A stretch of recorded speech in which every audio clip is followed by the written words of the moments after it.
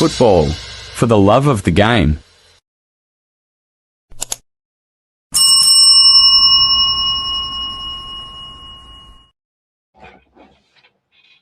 Hello guys.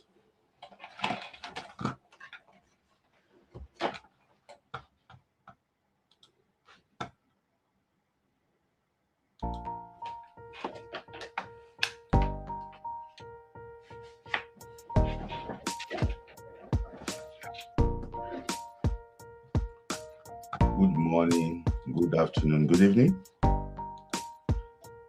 Day 9 Football Club. Thank you guys for joining. Thank you. Sorry for today. Today is just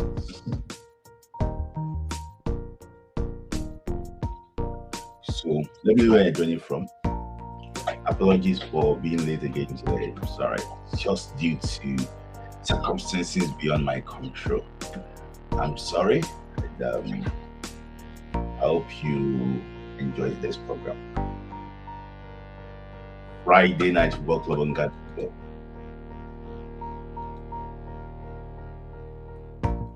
So, despite the verdict not being here, but we're still going to enjoy this program.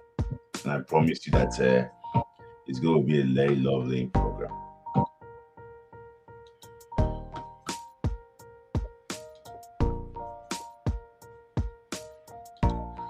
So guys, share the video that we are late, but we are live. So guys, share the video.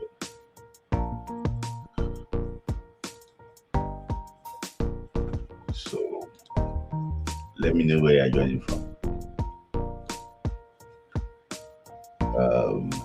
There is also the like button there. As soon as you join, please like the video. And if you are not, if you have not subscribed to our channel, please subscribe and also click on the notification bell so that you will always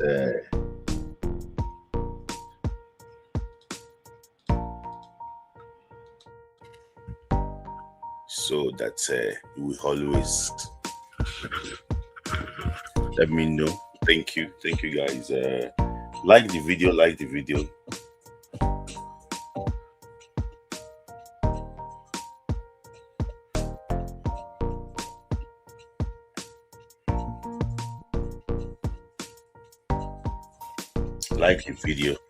if you have not. So starting from California, thank you. Franklin, watching from Lagos.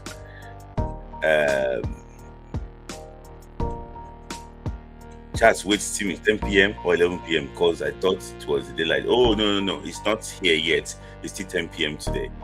So Nigeria is still 11 p.m. The time will change.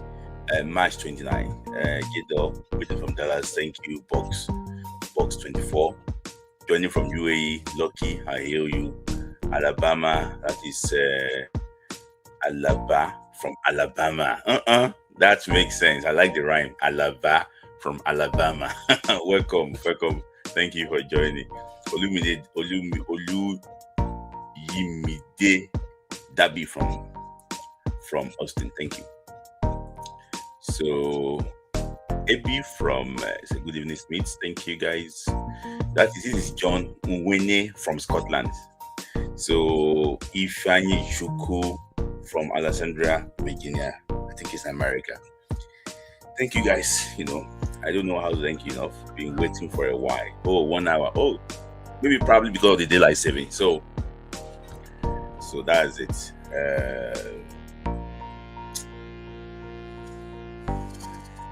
So guys, let's start so that we don't just share the videos that Dare from Maryland. So thank you, Dare, for joining. So yeah, good morning, good afternoon, good evening. This is Friday Night Football Club on Gun Football. I remain your host, Smith Lai. So this is the program we discuss Nigerian football, African football, and the world football at large too. So many things to talk about today, but I like to start from the home front. And if you always, Adedamola, that's my man from Dallas, Texas. Thank you, Damola. Damola is a very soft, he's a soft-spoken man. You get to listen to him very well here, and you know exactly that he likes. Where is my guy now? Victor Cobham. Victor Cobham, you have to comment today. Victor Cobham, you're my man. I didn't forget you. Victor Faleye. Okay, thank you for joining. So, guys, let's get started. So, good morning, good afternoon, good evening. This is another Friday night football club on Gant Football. Thank you guys for joining. If you are here for the first time, please like the video, subscribe, and also try and click on the notification bell so that anytime we are live, you can get notified and you can join us. I'm always sometimes live during the week, maybe probably for 1 hour or two. So you won't you won't miss anything that we're discussing here. So, guys, I want to start from the home front, and I always start from the NPFL. No matter how the NPFL is, we have to start from the NPFL. So, the NPFL is already getting, like close to the end of the season. So, and Rivers United, last year vice champion, they are on top of the league with 52 points. Though they lost, I think they lost to 3SC in their last game in Ibadan in a very controversial circumstances, but they are still top of the league. So 50 points. Imagine playing 28 games and having 52 points. Why Rangers National Fadigun, they are second, Nasarawa United third, Abia Warriors fourth. The funniest thing is that Enyimba of Aba is 17th on the log with 33 points. Redmond Stars is last on the log with 30 points. So I think Redmond Stars' predicament is largely on they don't have home ground. So because Kulishiname was trying to renovate the stadium earlier in the season, so they've been playing their home games around everywhere. They went to Benin City to play their home games. They went to Abeokuta. They play their home games even in Ibadan, everywhere. But I think since the pitch is now available now, I still fancy Remo. Though they have 38 games left, they have 8 games more. I think Remo can still escape relegation. That's what I just think. So Remo can still escape relegation, but Enyimba doesn't have any limits. They don't actually Enyimba doesn't have any excuse to be here, And this is what I'm going to talk about. Our ex-international Kanu Agwo, it was the director of Enyimba. He don't run that club horrible. So see, sometimes when people behave bad, let's call them out. I don't know the reason why we are like this in this country. Somebody will be, if somebody is doing bad, let's say he's scared. He's running. Anyasiagu did Enyimba what Anyasiagu did with his. Kanu is destroying Enyimba. Ushokeshuku, Kanu, Ufanyo Ekweme, they are destroying Enyimba, and people are not talking. That's why sometimes I wonder what type of person are we in this country, Seth? Is it because of legend? What type of legend? The club, 2-time African champion. Anyasiagu, they always errand there under Anyasiagu. Now they brought Kanu. Kanu don't finish the whole club. For me, I support Enyimba back home. And it's so sad that my club is 17th on the league table. I don't know. They should chase Kanu away. And they have destroyed the club. You understand? Say talking nonsense online. Say that he want to partner with Arsenal. Audio partnership. And we will not be able to talk. Nobody is calling him out. Nobody is writing. Small time now, they say Kanu should go and be NFF president. He cannot run Enyimba. He want to be NFF president. Talk ex-national, my foot. So let's move on to still on local front. So look at this now. So the chairman of the NIS, I say Comrade Philip Shaibu, the former deputy governor for those states, said that they are using what's it called? They are using the National Assembly in Abuja to do crusade and political activities. See, I don't know what I'm going to say again. Is it the first time they have been using this place? This when he was governor of Edo State, deputy governor of Edo State. When he was governor of Edo State, deputy governor of Edo State, they were also using Onigbinde Stadium to do campaign rally. So nobody should play to the gallery. In like other countries, they use stadiums for church program. But the issue is this, that there must be a management committee of that stadium. That at least if they are using the stadium, they will not mess around with the pitch. They will cover the pitch. That is what they should be thinking about. They will cover the pitch. At least now, they normally rent Tottenham Sports Stadium out for music concerts and everything. They rent it out. They do all those things. They rent Barcelona for stadium out for different events. I'm talking about the Camp Nou for different events. But it's about managing the situation very well. So they need a management committee to look after the stadium. It's not as if they should not use it, because it cannot also be like that. They have to make money. There should be a management committee that will run the stadium. That is it. That is what I think. So for me, it's right, but I just think that there's a better ways to do it. So that's Comrade Philip Shaibu talking about the stadium. So if you want to say anything about it, let me also know. So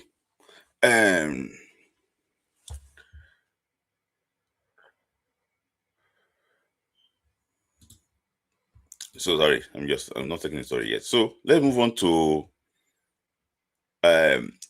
this story. I just talk about this story. So you guys already know that Chief Adigboye Onigbinde is no longer with us again. Is late, and this is a manager that I plan to do something special for this man, because maybe dedicate like 30 minutes, but because I'm already late today, that's the reason why I can't do that. Fantastic man. For me, I think it defined coaching in Nigeria, because it was the first indigenous coach to lead Nigeria to a medal in the WAFCON. People don't know that. The medal we got in 1980 was under a foreign coach. The one we got in 1976 in Ethiopia was under a foreign coach. The one we got in 1978 in Ghana was under a foreign coach. So Onigbinde is the first local coach to lead Nigeria to a medal during AFCON. He was about to even win the AFCON in Ivory Coast, if not because of different circumstances. Different is actually what happened in that final. But I wish I hope that the family will have fortitude to actually to bear the loss, because fantastic man, and anytime that is talking, you will always know that this man sabi football. He led Nigeria to silver, and also led Nigeria to the World Cup in Korea, Japan 2002. So for me, what a man, guys. If you have not watched his podcast before, if you are watched his podcast before on maybe probably on one Yoruba program, just go and watch his podcast. He explained how he got the national team job, in 1983, because then the government then under Muhammad Buhari said that why are we calling all these foreign coaches? Why can't we go local? So, and when they did that interview, he was the first person he came first in that interview, and they gave him that job. So, it's a lot of things to say about this man. He even worked in TNT. He was part of their success stories too. He worked with the under 17. I was in 1999 or so. Very, very, very, very good man. I'm going to look for a time that maybe probably I'm just going to dedicate 130 minutes for him, maybe during the week, and I'm just going to talk about him. What a man! What a man! May his soul rest in peace. So, and I also, remember that I don't want to talk about it, but Amaju Pinnick too, when they were trying to, this man was trying to advise him then. I remember the way he disrespected this man, in one occasion like that. Let's leave it the way it is. So, so rest in peace, Adegboyega Onigbinde. So, to women's football. So it's no longer news that they postponed the WAFCON. But what is now new is that we don't know where the WAFCON will take place. We know maybe it's going to be Morocco or it's going to be in a different country. But what I want to say basically is this. I don't know. This calf is a very, very weak calf. I know that they're looking for hosts. They want to see maybe Ivory Coast can come in to host. Algeria said no. South Africa is there to host. South Africa is going to be the last option if Ivory Coast said no. So I don't know the reason why we have to beg. I don't know. I don't know. I don't know. I don't know. I don't know. If Morocco said that they are not ready, I think that apart from postponing it, they should sanction Morocco. But who is going to sanction Morocco? Who is going to sanction Morocco? Who is going to sanction Morocco? I think nobody can sanction Morocco because they are CAF. So very very sad, very very sad because I can't imagine that men's AFCON can actually be pushed around like this, you know. And I just saw the story that Australia qualified for the World Cup. This is meant to be a World Cup qualifier. There's going to be intercontinental playoff of this World Cup around September, October or so. There's going to be playoff then. That means that's July to August must be July, August. There should be no story after because at the end of the day, just keep on pushing, pushing and pushing. I fear for. I just don't like this. I don't like this. I don't know because there was a time too that Nigeria kept on hosting these kind of tournaments too. Now is Morocco's turn. I don't think we complain that much when we're hosting tournaments. But just so sad that this we don't know exactly where we are going. In fact, I know people that already booked their flight to Morocco already. They have to cancel it because some people are upset. It is very sad. Talking about Morocco, so Morocco went to appeal the decision against them during the WAFCON final, and now the appeal committee think that they have to rehear the story, rehear everything now. So you have to start from the beginning. That to cost Senegal players again, they must restart the process that led to that suspension. So Morocco is having their way everywhere. Let's look at what the appeal committee will do in this situation. Then, if the appeal committee, did not favor Morocco, they said they are going to CAS. So what's Morocco pushing for? Morocco is pushing for Senegal to be expelled. They are pushing for Senegal to be expelled. They're also pushing that Senegal should be expelled, from football, from continental football and everything. They're also pushing that the AFCON final should be awarded to them.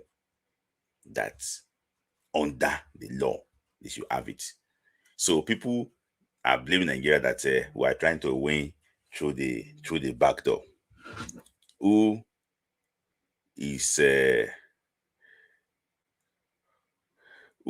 winning through the back door now? Because people complain that Nigeria are trying to win through the back door, but Morocco is trying to get the trophy through the back door too. Is it the front door we call it, or the back door, or through the roof? So everybody is exploring the areas they can actually yeah, any option. So for me, it's going to be very interesting. I'll be watching closely what is going to actually what happened towards the about the case, and let's see exactly how where the pendulum will actually what we swing. Favor of Morocco or favor of Senegal. But for me, I think it's going to be a very very long very, very long case. I can tell you, that one for free. They're also trying to push that they should try and expel the coach of Senegal too. So let's see exactly what the appeal committee will do. Morocco is playing tantrum now. They are doing tantrum. I don't know, but let's wait exactly. Let's look at what they will do. So let's move on to Nigerian players. So I'm going to start on the good note. The congratulations to Femi Aziz was already the championship player of the month. A very, very good player. So there have been times that he's not. I have to be honest with you. He's not someone that I've really pushed that Nigerian side of him out. He's not shown that, but he's a player of interest. He's not like the other one that we got in championship. He's a guy that is very talented, and there's no. In fact, even I know that Millwall might even get promoted directly to the Premier League. Even if they are not promoted, Bournemouth is keen. Bournemouth, Newcastle, and one other club, they are keen to get Femi Aziz. So it's a very, very good player. He's 24 years of age, and I think that you guys know that in that area of Samuel Chukwueze, we don't have any right winger. We don't have any right winger. We only have Samuel Chukwueze in that right wing, and when he's not firing, he's not firing. So last time we used Chidera Juke there, it didn't work out. We have used Simon in the right wing, it didn't work out. So for me, Femi Aziz is Everton. Thank you, Everton. So Femi Aziz is someone that can actually call me, 24 years of age. I think he's already in the age where he can know that, okay, I want to play for which country or the other. So that is, I wish him the very best of luck. The name speaks volume. Femi Aziz. There's no way you carry the name go. If you like, go and say you are Femi Aziz Gonzalez. You are part of what. If you like, go and say you are Femi Aziz Stepmonic. You are part of what. That name Femi Aziz shows that it's the Nigerian blood there. So I also wish him the very best of luck. I know that he's flying this season. Injury has not been nice to him for a while, but this season has been very, very good for him. So that's actually what's coming to Femi Aziz. So also talking about another Nigerian player. So he's this is not good actually, but I have to take his story. He's a boy I like. If you have been following me for a while, you will know that I like this player very well. I remember talking to him that the way SCN made his name during 2001 Under-20 World Cup in Argentina, that I expect him to also make his name that way and become a very big player for Nigeria in the nearest future. But you guys know that he's sentenced to 6 months imprisonment, and his team, they promised to actually to appeal it. The funniest thing is that I reached out to someone that is very close to him. That's what is really happening. That was last year. Let me check the chat. That was last year, December. She might be listening to me now here. And I told her that what is happening? This boy denied that there's nothing. They're just making noise. There's nothing. That was what this boy said. He was laughing. There's nothing. I said, this club, his club traveled from Norway to France for preseason then. They traveled to France. They didn't take him there. I said, see, this boy, he's not part of the team. There's nothing. But the whole thing can't come out now. The boy has been sentenced like 6 months in prison. For me, I don't know what they will do. Maybe Mode will be terminate his contract, or because it's going to be very, very difficult. Even if they give him the 6 months and he comes back, they will put him under some restrictions that maybe probably will not be able to go close to the opposite sex again, things like that, which I think that is extremely unfair.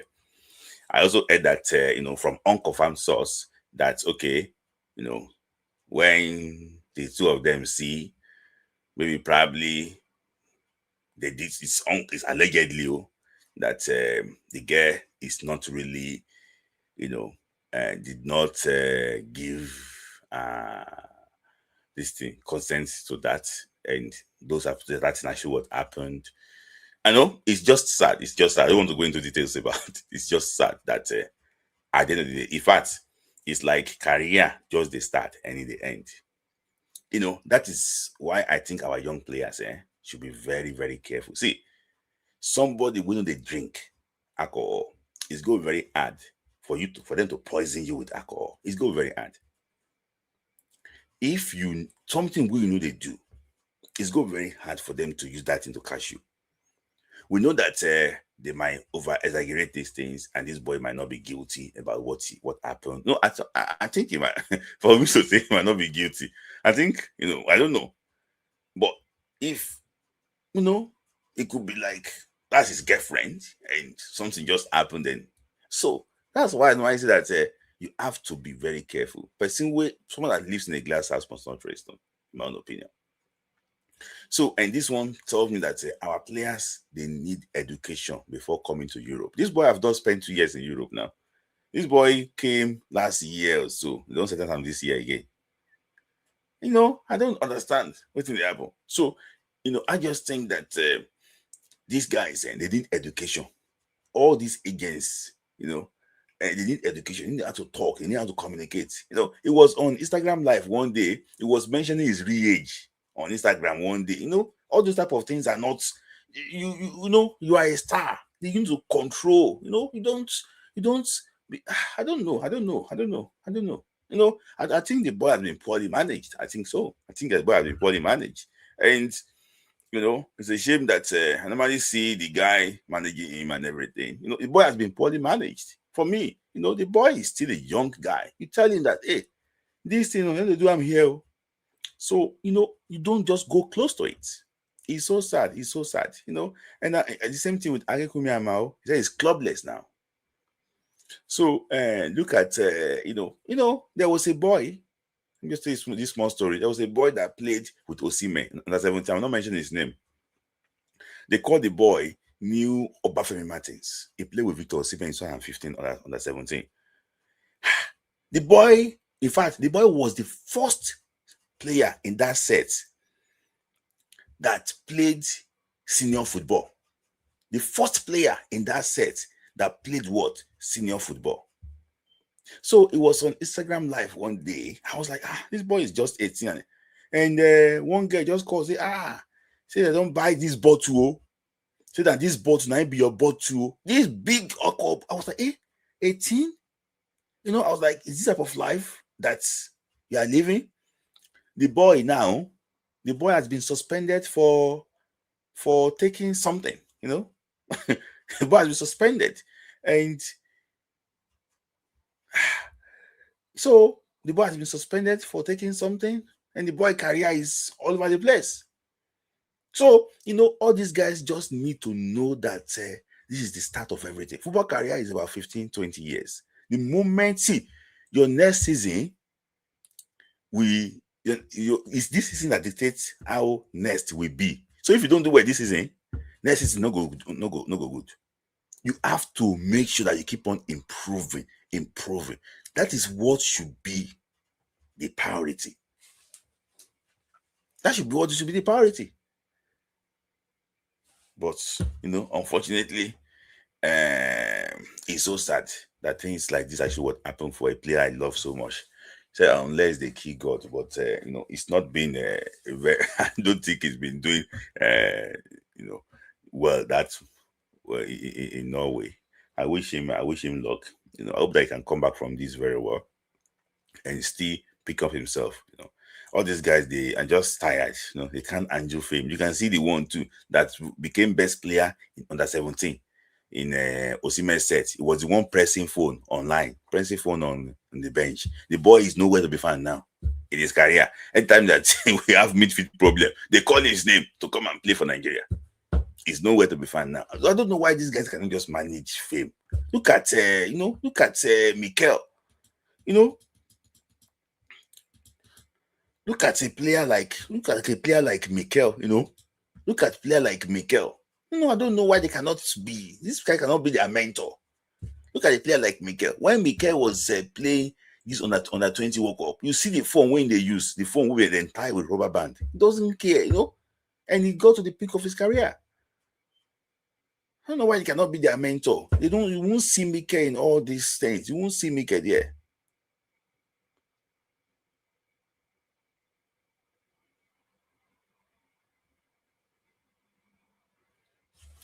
So I don't know. These guys just learn. You should learn.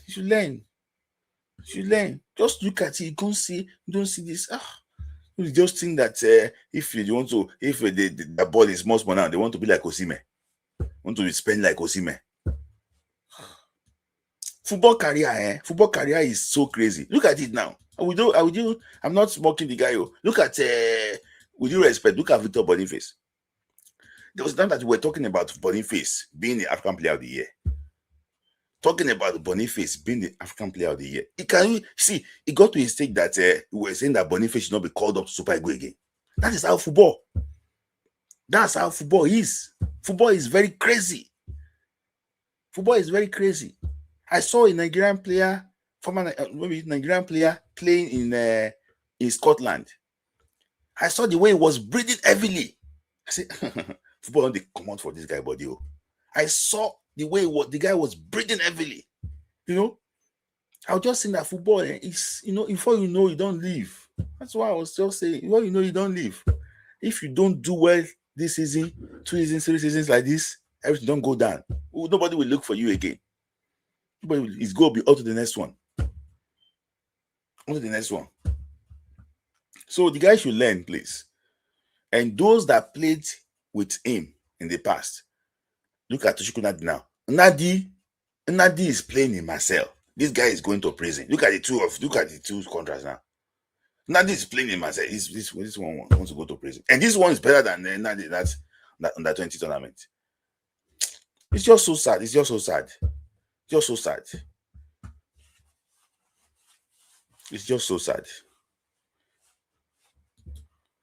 So that's that on him.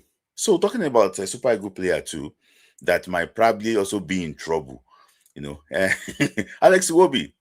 He came on this high performance podcast. I can't play the audio or the video because I don't have rights to that. Is that sometimes I have to book my own flight and find my way to the team hotel. Alex Iwobi exposes poor organization by NFF during international games. See,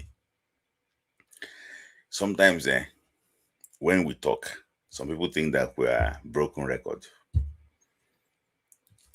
See, you want to attract the best players.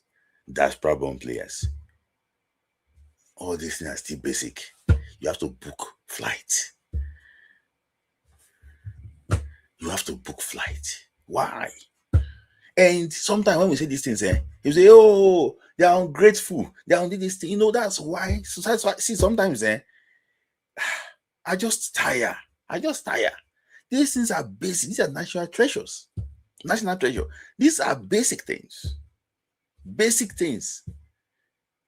Somebody will not be able to come and pick them up, so they have to go find their way. Imagine. Find their way to the team hotel. Imagine. It's just bad. It's just bad. I hope that they can change, because for him to talk like this now, he's a senior player. He don't do. See, as when Ekong started talking, he don't do his bit. If you talk, say he won't ban, it will be now. He don't do his part for Nigeria. If you talk to banner, make it go. He don't do his part. But what he suffered, do you think he wants others to suffer it? He wants to get the best players to play for Nigeria. That's problem players. These guys discuss among themselves. They discuss among themselves, and you want to get the best. How would they play for Nigeria?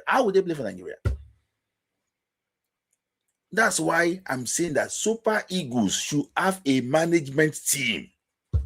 They should come out all these people. Super Eagles there should be Super Eagles management team. There should be Super Eagles management team. They should remove all of them from this group. So, anybody. There should be Super Eagles management team that will just be managing Super Eagles. They should be. That is it. That is the way to go. Those managing Super Eagles, come out from Guso, come out from this thing. Let them be. If you want to pay bonus, go and meet them. But management team, look for sponsors, get the air ticket, logistics, and everything. These guys cannot do it.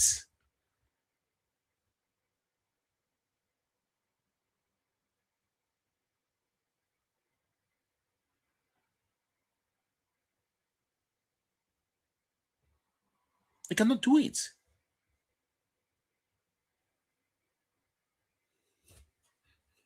So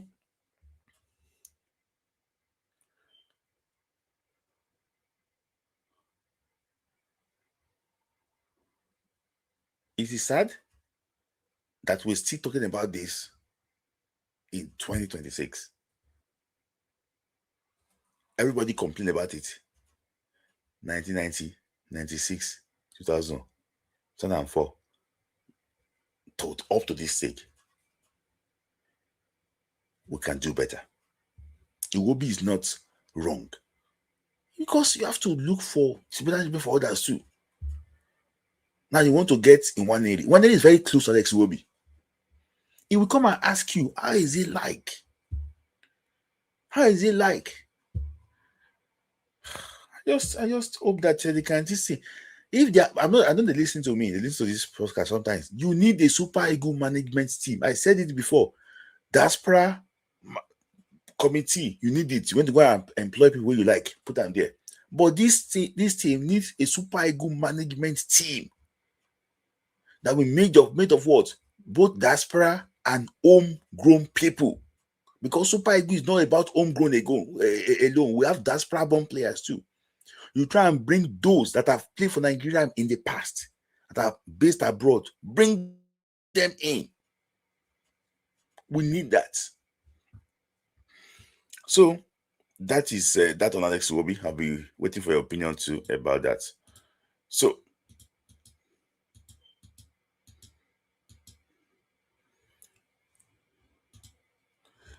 talking about a player too, that I think I've actually I've talked about the player before, so it's not a problem. I think the boy, switched to play for Austria. He will play for Austria at the World Cup.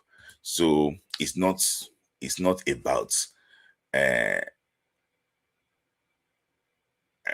about Amy getting Nigeria. It's about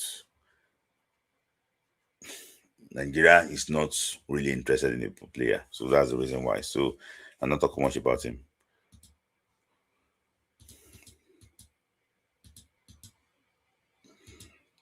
So to the World Cup. I want to talk about the World Cup too. Despite that, I thought that when I did the show last Friday, I was 100% confident that when I come live today, I was 80% confident that when I come live today, I'll be talking about the decision by the FIFA committee about the petition NFF wrote on on this on the DR Congo. But unfortunately, there's no news as today. But let me just try and get some things out quickly. So before I go to that, let me just get some things out of the way quickly. Let me just try and get some things out of the way. So there's you guys know about what is going on currently in the world. What is going on currently in the world? Let me just know. I want to put that one differently out. Sorry.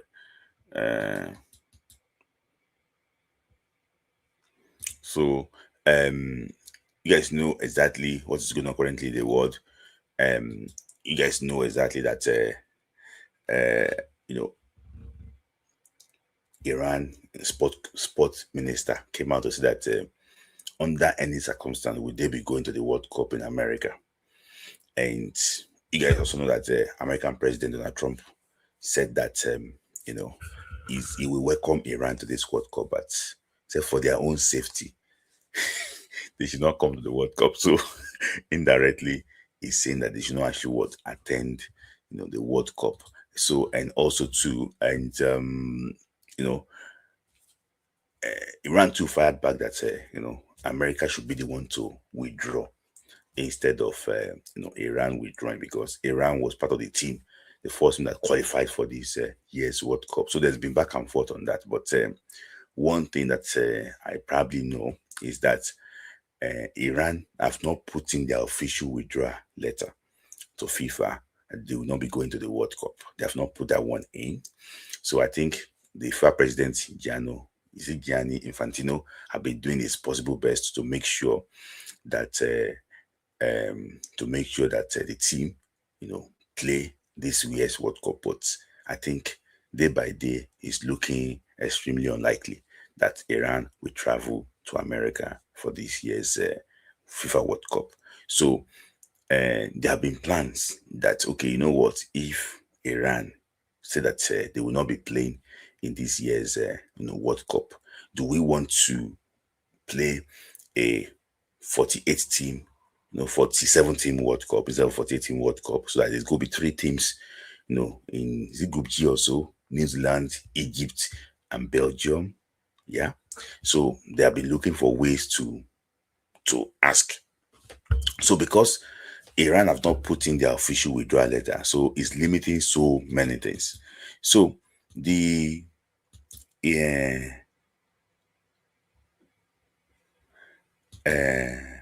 so is there's been, so the on Talk Sport, the Iraq vice, is it Iraq assistant coach or so, Iraq FA vice president, sorry, said that he got info. So they called FIFA that, since they cannot travel for this playoff, it's becoming very complicated to go to Mexico for this playoff. They've not got visa. Their players are scattered everywhere. There's no way they can attend the playoff in Mexico. They asked FIFA that FIFA should postpone the playoff in Mexico. So FIFA did not respond to them, but FIFA was trying to tell them that, you know what, how they can travel a 25-hour journey and things like that, and be able to make it to the playoff. And the coach to travel from Turkey, go through Turkey from UAE, and see where they can still make the playoff. So, but when he inquired that can they replace Iran? So this is what he says. Though AFC, I'm quoting him directly now on Talksport. Though the AFC were the highest, through the AFC were the highest ranked team, so we would then take Iran's place, and then UAE step in to replace us to play the winner of Suriname and actually and Bolivia. But there is a rumor. There's also rumors that if FIFA makes the final decision, they might push the highest ranked FIFA team to replace Iran, which is Italy. So people are saying that, is it because of Infantino's connection? That's the reason why they are trying to push Italy. So if you go and look at the highest FIFA ranking, this is FIFA ranking. I explained this thing before. Sorry. This is FIFA ranking quickly. So you can see Italy there. So all the 12 other teams, they actually they qualified for the World Cup. Italy did not qualify. Colombia qualified, USA qualified, Mexico qualified, and Uruguay qualified, Switzerland qualified, Japan qualified, and Japan qualified, and also Switzerland was qualified. I think Iran qualified, Denmark is in European playoff, Korea qualified, Ecuador, I think they qualified too, and Austria qualified. Let me just double check the Ecuador quickly. I think Ecuador qualified. Ooh, I'm coming to address the super chat quickly. Let me just try and finish this story.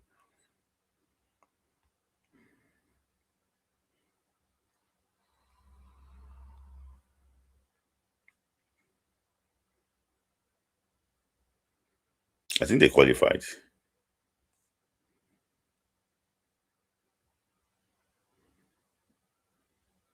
So they qualified, yeah. So you can see that Austria qualified, Turkey Turkey, Denmark, and Italy, they are in the playoff.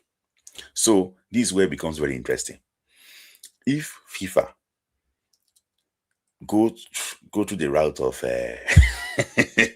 of picking the highest ranked FIFA team, that means that if Italy qualified, Denmark qualified, and Turkey qualified through the European playoff, the highest ranked team that did not qualify will be Nigeria.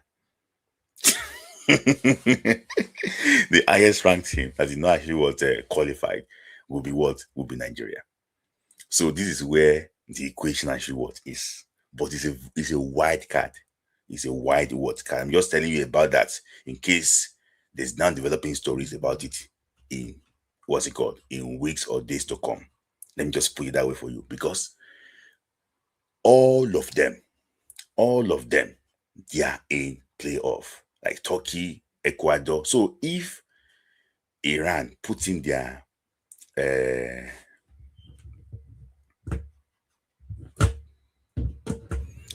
if they put their petition, so FIFA had to replace them. So I'm just saying it's a wide card. It's a wide card. Let me just put it that way. It's a wide card. It's a wide card. But with this FIFA, nothing is impossible. So that is that on the Iran withdrawal. So, and I don't know, maybe you want to talk about, about the story, about about the story. Let's see. So now talking about the DR Congo now quickly. I'm going to bring people on in a few minutes time. So the NFF submitted the petition. So people have been saying that the NFF submitted. Okay, this is a petition from the NFF. You can see clearly that it's an 8-page petition, and it's well grinded. So it's not the one that you saw before.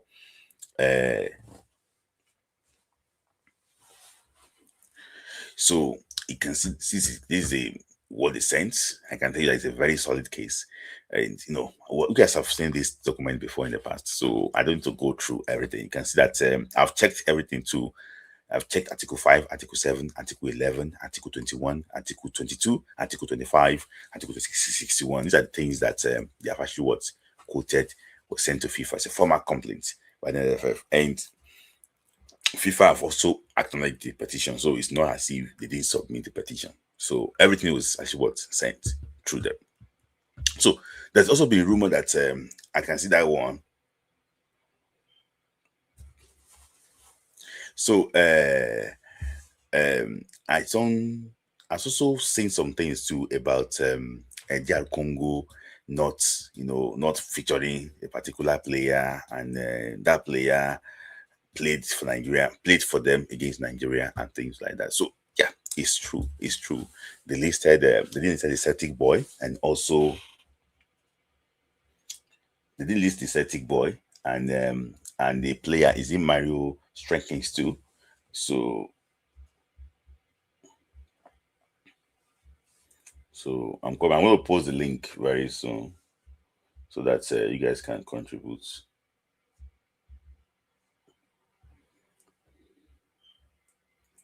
So there's been issue about maybe probably the petition is the reason why why the boy wasn't included. For me, I don't think that is the case.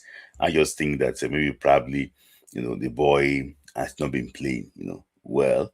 So and just want to double check some few things quickly about the boy so that I can be sure of what I want to say.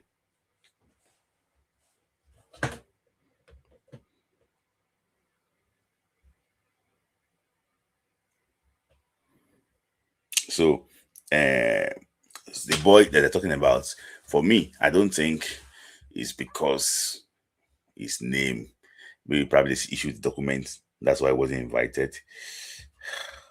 Okay, you know what? How would I put it? See, okay, let me just put it this way. The boy is not even a regular before he got invited to play against Nigeria, during the playoffs. So it's not even a regular up to now. So maybe probably people might be right. But I just think that the Celtic boy. Maybe probably there's some no. There's one thing about Congo. Congo is not open country, so we don't know. Maybe FIFA is currently investigating them. Yeah, the last two names in the NFF petition. So I think that there's there is based on my investigation, there might be issue of falsification, there. Maybe probably that's the reason why they're trying to avoid that. So this also reminds me of what's it called? It reminds me of the Tebo Mokoena. Immediately they knew that Mokoena, we flagged that Mokoena case. South Africa dropped Mokoena. So maybe probably they also wanted this. Maybe probably they knew that okay, there's a mistake with this. Maybe they want to see that they can just, I don't know. But let's see exactly how the whole thing, pans out. There's no way. People have been worried. They told me that it's like, why is FIFA delaying these things? Why is it long? I'm not FIFA, but I can predict what is going on. See, and you can quote me anywhere. The way you are worried about this case, that's also the way FIFA is also worried about this case. The timetable is against them. They cannot come out. See, if FIFA, the issue is this, if FIFA is coming out to give a judgment, it's not just, we found that this player were not properly cleared, documents were not complete. They asked them to, 3 goals, 3 games, 3 goals, 3 points for Nigeria, and things like that. It's not that way. When they come out with their judgments, they must give solution to it. I think the problem on ground is the solution. You can cut me anywhere. See, all of us will see the timeline. We'll check today's date. Today's date is what? Is 13th of March 2026. For me, I think that they are done with the whole thing. But they had to put everything together and give, okay, this is what should happen. But the more they delay it, the bigger the problem. The bigger the problem. Because if the playoff should take place, it's going to be very hard. It's going to be very hard. So now is when you can correct everything. Now is when you can actually correct everything. There are so many provisions that is there for them to explore now. If the worst come to worst, they should ask Nigeria to go and play Cameroon, and the winner of Cameroon to go and play. Winner of the game between Nigeria and Cameroon to go and play. What's it called? Clinical Arena and what's it called? Jamaica. They find out the playoff. I think that is the best way.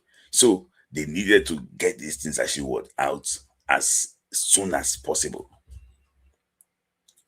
I've been hearing different commentaries. There's no way that the petition could be this long. See, I spoke to someone that has worked on a similar case like this during the week. And he said that there is nothing. He said the more FIFA delay the case, the more it will be against Congo. The more they delay the case, the more Congo should be scared. And you will know. That is it. So it's just that for me, I thought that today would have been the best day to release the judgment so that teams that are aggrieved can still go to CAS and seek redress. But for me, I just think that they will release it when they want to. In fact, some of you said that they can release this thing on the 20th. That they don't care. They can release this thing on the 20th. That they don't care. So FIFA don't care. They just rearrange and everything. Rearrange the whole thing. So, fingers crossed, because I've read so many things, I've seen so many advice about this particular judgment. The more they delay it, the more is going away from Congo. That if FIFA don't like, if it's in favor of Congo, let me just put something here. If this thing is in favor of Congo, FIFA will have come out here and declare Congo. It's because FIFA don't like problem. If it's in favor of Congo, it's so straightforward to say. It's very straightforward to say, because everything just there. If it's in favor of Congo, it's very straightforward to say. You guys think about it now. If it's in favor of Congo, it's a straightforward thing to say, because FIFA don't like to upturn results. It's a straightforward thing to say. But because this thing is not in favor of them, that's the reason why. And they know that if they give judgment now, there will be precedents to judgment. Precedents to judgment. That they will come out, because other countries will see. Guys, I don't need to show you the document again.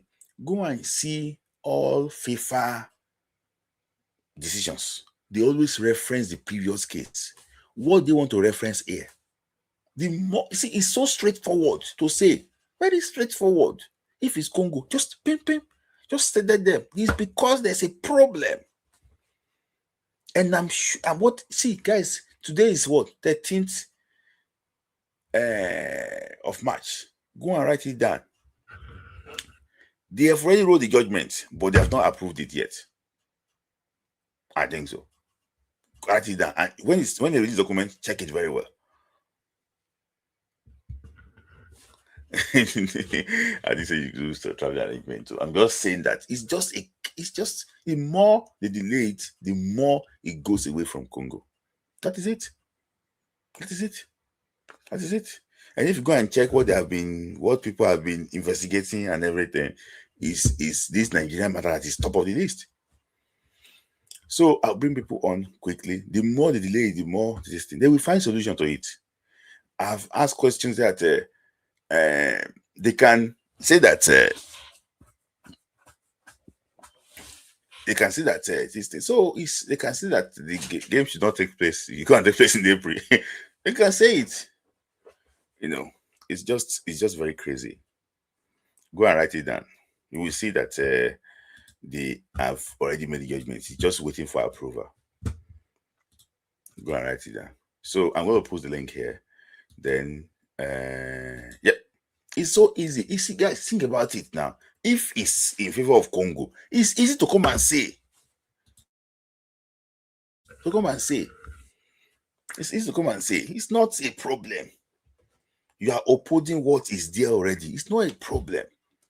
It's because there's a problem. That's the reason why it's taking long.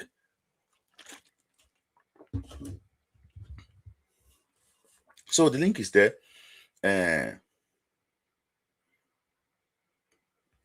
Yes, it's very easy to produce. Thank you, Joseph Torogiwa. Yes, thank you. You know, yes, he did a very, very good investigation about this case. Shout out to you. Shout out to you. I got those things. Yes, it was. It was.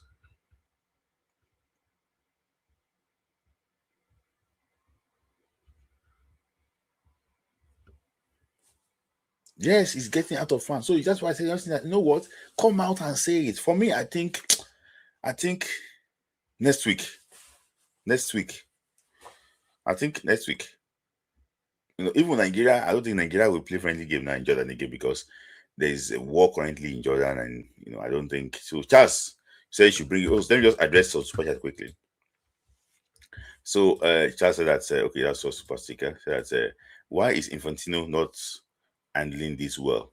For me, you know, it's just, you know, this FIFA is different from the one we used to have in the past.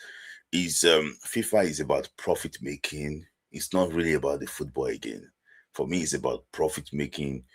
I don't see it's not about the football again. So for me, in a sane society, I don't see the reason why they cannot suspend the way they suspend Russia. You should suspend other countries too. So are you sure that we will not miss Kani, especially that Onyeka position? Because Kani can play that position well for this called the reason. See, I understand the issue with Kani Chukwuemeka, But the issue is that if they ask the coach to, they catch the coach, the coach is not interested. So what's the point? So, okay, let me ask you a question. Do you think Bukayo Saka will play for Nigeria now? Do you think he can break to that Super Eagles team and play in that diamond formation? I don't know where Saka will play, or maybe he could play Osimhen. I don't know where he will play. So because sometimes all these Osasu.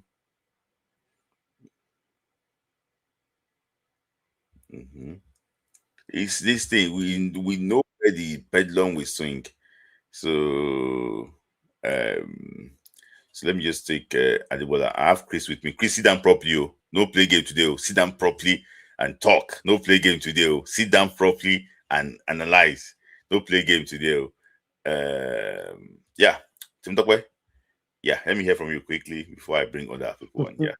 Yeah, I just want to prioritize you first. Yeah. Good evening, Smith. How Good how evening. are you doing today?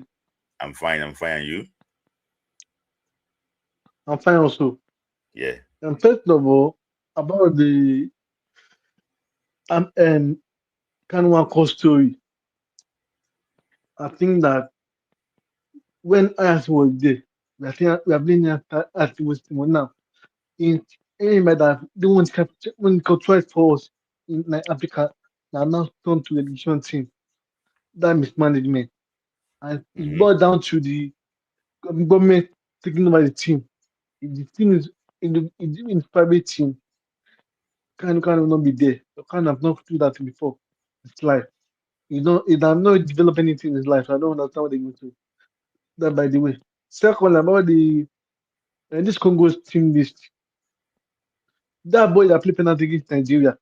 Mm-hmm. He played penalty against Nigeria. If you want to pick that one that dropped. The second one, they don't the second one too. And they play for against Belgium. So then the two boys they drop. Mm-hmm. Maybe that have issue. That I think that then there's trouble coming there for them.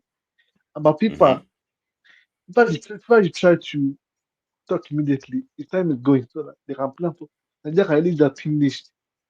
Time because if you Yes. don't release the team list on it, you need the judgment on the 20. I would send invitation to the players. How? So and I think that remember if you do the list too. Fine, like before I go, I want to talk about this tell me this boy. He want to play for Nigeria or not, or just waiting for the line, just like No, Oliver did. he said that he's not talked about Nigeria in the past. So, but it's with the name and everything, all these boys now, you just need to talk to them. Why is it so hard for us to talk to player and other countries to do it easily? It's just to talk to the player and see exactly if he's interested. For me, I think he will play for us. He can't play for Spain. Can he bench Lamine Yamal? Go back here now. He can't bench Lamine So Yamal. so was born in Spain and was born in Spain, Abi. Yes, it's Was qualified born for in Spain, Spain, Nigeria. right? For Spain, Nigeria, and England, yeah. Okay. Okay. Before I go, what about this young man, this young man that play for more drink from football. They don't Yeah. latest on him.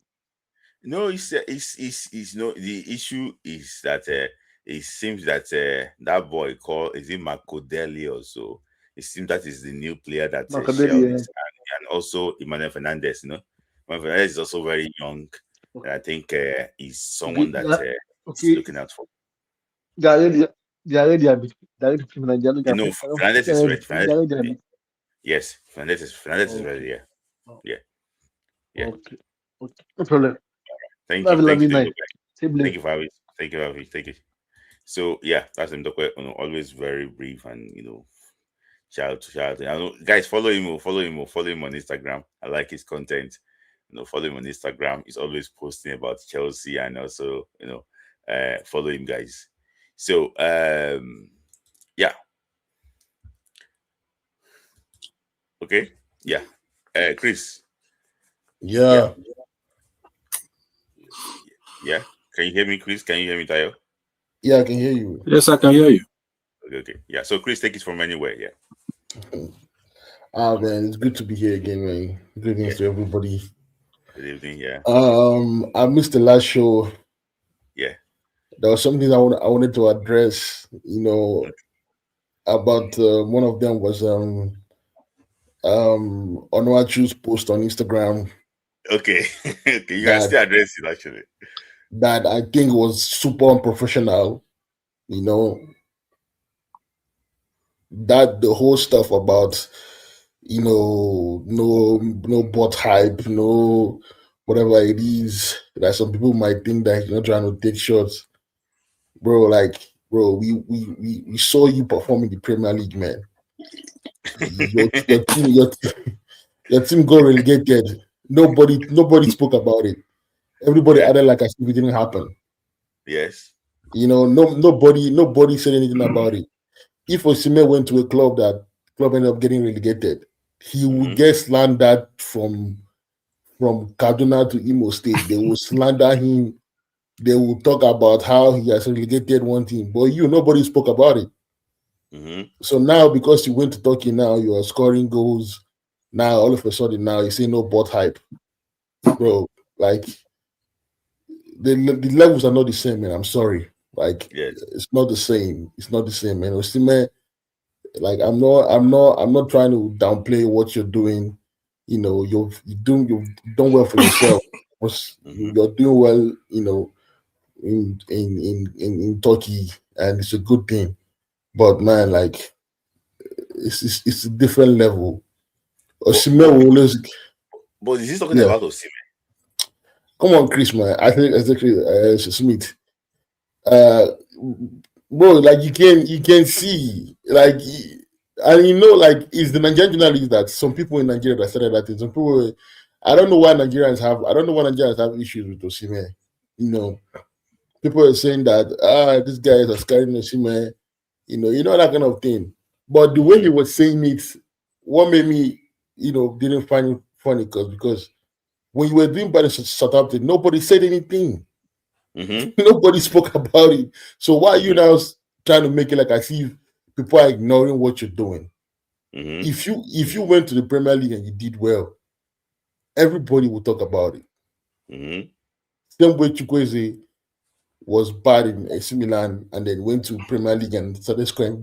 We'll talk about it. It's just what it is. But all that stuff, there's no need for all that thing you're saying. So that's just that on the listen. Another one again is this whole stuff about Congo.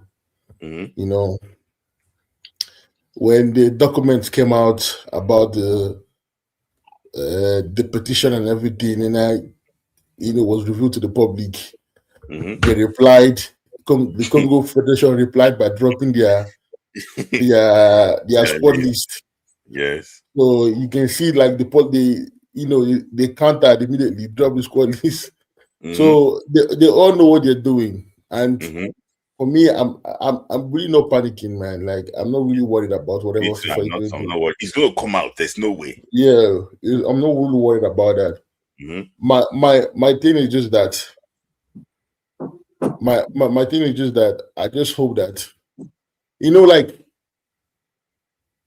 obviously, looking at both teams, we're gonna end up playing Jamaica. I just hope that we don't mess up the opportunity. Chris, what you are saying here, one NFL official said something that say the way he's seen it, he might probably be playing Jamaica. Say, if we lose that game, say, he will not come to Nigeria again. Say, he will run away finally. That's what I'm saying. Like, I just hope that we don't go and mess up against Jamaica, because it's gonna be be the most embarrassing thing ever. Like, I don't think, because it's gonna be the most Nigerian thing ever. Like, like, you got two chances World Cup and you still like. So that's why, like, I'm just hoping that, like, that Eric Shell doesn't try to Eric Shell. Don't try to do I sabi this guy. Pick the best team. I'm saying to you, pick the best team. Pick players that are ready to deliver. Don't go and pick a player just because of you just feel like, okay, if any player is not getting game time, don't call up anybody if the person is not getting time. Pick the best player. Right now, there's some players that even though they have not played for the national team, when they come, they show you, when you speak to them, you see the commitment. They will come and play and give their all. So all this because of there's this thing we do in Nigerian football that annoys me so much. You say because these ones were playing the qualifiers for the beginning, so they must play now, or maybe because pick the best team, and when we make it to the World Cup, pick the best players to the World Cup. Not because this person played qualifiers since 2 years ago, so he has to go. No, I don't want that one. So that's just my own day. I just hope that we don't fumble the opportunity, and I know that we're going to do well in the World Cup. I know we're going to do well in that World Cup. So Nike is releasing our jersey. They'll have to run back that 96th anniversary again now. No, they are releasing, but it's not like 96, but it's good jersey. I've seen like the jersey that they're releasing, like it looks decent. I'm looking forward to that though, because I know the company that will be so happy about us qualifying to the World Cup is Nike. Like I'm sure anytime we don't qualify for the World Cup, it annoys them because they always make the last time we qualified for the World Cup, they made so much money from us. Yes. They made so much money from us. So I know this time around, when they find out that we're not going to the World Cup, plus the fact that it's the anniversary for the 96, this thing. I'm sure they were like, are these guys serious? Like, come on, guys. So I'm sure also Nike can be from backhand stuff to FIFA, like let them go. Yes. So I want you to address this issue. I'm going to bring. I still want to be here. I want to talk to Tayo now, but I want to actually address this issue. This issue of Morocco going to appeal, Chris, the foreign successful again. So they have opened the case against Senegal again. Do you think they need it? For me, is he backdoor too? You see now, nobody saying anything about backdoor now. Before they were saying Nigeria, we don't have shame. You don't get shame. I don't get shame. I don't feel win for pitch, and I won't go to backdoor. But now, the thing I think, like if you look at the game, and if you really follow the rules of the game as a football fan, obviously you know that. I mean, the goal that the Senegal goal that got cancelled wasn't supposed to be cancelled. Yes, that's a goal. But again, players walking off the pitch because the other side got a penalty. I don't think it was something that should have happened. Yes, I also agree with that too. So and that somehow is something that needs to be addressed. But this whole thing about saying they should strip them of the trophy and stuff like that, I don't think that should happen. I don't think that should happen because even if they do, I don't think the Moroccan players won't feel so happy to say, okay, they're giving us the trophy back. You understand? It won't have that feeling of, you understand what I mean? So I just think Morocco is just hot because of the way the WAFCON ended, because I don't think they were expecting it to end like that. I think they put so much, they put so much time, so much effort, and they had it as as something that was to crown all the investment they have made, all the time they have put in, in their football, in growing their national teams from the under 17s to the senior team. So it was something that they were looking forward to as like, the moment they say, okay, we have really, really arrived, and I think they never expected it to end like that. So it's something that I think they are hot and they are looking for a way to, to just do what they can do to just, get what they feel like they deserved. But I'm sure like if you speak to most of the Moroccan players or even some of the Moroccan people, they'll probably tell you that some of them have moved past it. But you can tell that the person, excuse me, the people that are actually hurt by what happened is probably like, their FA president, and I think he's the one pushing for this thing to try to, make sure they get some type of, compensation or whatever, which might for them, even if they don't get the trophy back, but as long as something like they want, like a tangible punishment, something that will hurt Senegal, just like the way he hurt them. So I think that's what they want. Yeah. So, and I know. I'm going to come back to you on some certain issue about the World Cup. But let me just talk to Tayo. Tayo, take it from anywhere. Thank you, Smith, for this opportunity. Yes. You've raised a lot of issues, and I'll just quickly respond or react to some of them. With due respect to Chris, your analysis is top notch. I just want to take something on the it's very controversial. People have been saying that it's very controversial. It's controversial. That's why I want to. That's why I want to take him on the Onuachu matter. I think Onuachu is just looking for attention. He wants a bit of the limelight because he thinks he's doing well where he is, and I think he deserves some. So I said, if lizard fall from hop from a story building and land, if nobody praise him, he will praise himself now. So he's just trying to look for a way for him to be recognized. I don't think it's anything about Osimhen or Lukman or no. I don't think so. I just think he's just trying to create vibe for himself. That's what I say. That's number one. I would also want to talk about the under-20 captain, Daga guy. I'm particularly sad. I'm sad because I believe that most of Nigerian players that are especially those coming from, from the local, from home, are usually from humble backgrounds. And that's actually an opportunity to liberate himself and his family. You've seen that happen with a couple of people. Osimhen is one of them, we can see, and many others. And just starting your career, and the first thing that's happening is this. It's a terrible thing, I must say.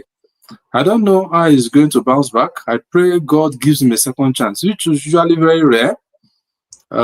Very rare, but there's nothing God cannot do. Maybe we'll have a second chance. And this takes us back to two things. Player management, like you mentioned, in terms of his own personal managers, unfortunately, a lot of the managers are just interested in the money. They're not interested in grooming or helping these players to grow. This takes us back to one of the stories of Mikel Obi I heard. I heard when Mikel came to Chelsea, and when he arrived, he went to buy one flashy car. I don't know if you've heard that story. Yeah, I think. And even he parked the car, I think I heard it directly from him, but I can't remember the way he narrated the story now. He said Mourinho told him to return the car immediately and go and get a small, I think a Vauxhall or something, to go and get. It is a way of taming them, because when the fame and the money comes, somebody that has not touched 10 naira before, that you give 1 million naira, is going to almost run mad and lose his senses. And everything he thinks he has been deprived of, he wants to have it that time. And in the process, he will make mistakes that he should not make. It's unfortunate. Like you said, this is a very, it's a learning point for those coming behind to also use, but it's not as if this has not happened before. I think we know of one veteran Nigerian player that was said to be even better than Jeju Okocha. Remember, I don't want to mention. Yes, I do want to mention his name before.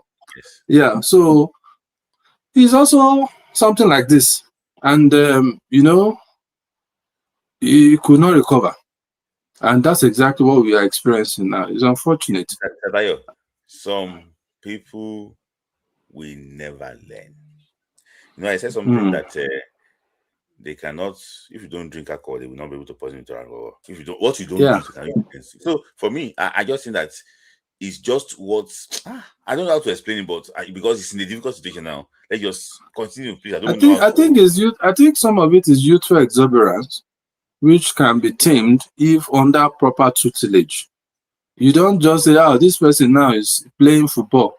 You have to remain with that person, guide, close marking, and this also happens to musicians and all the others.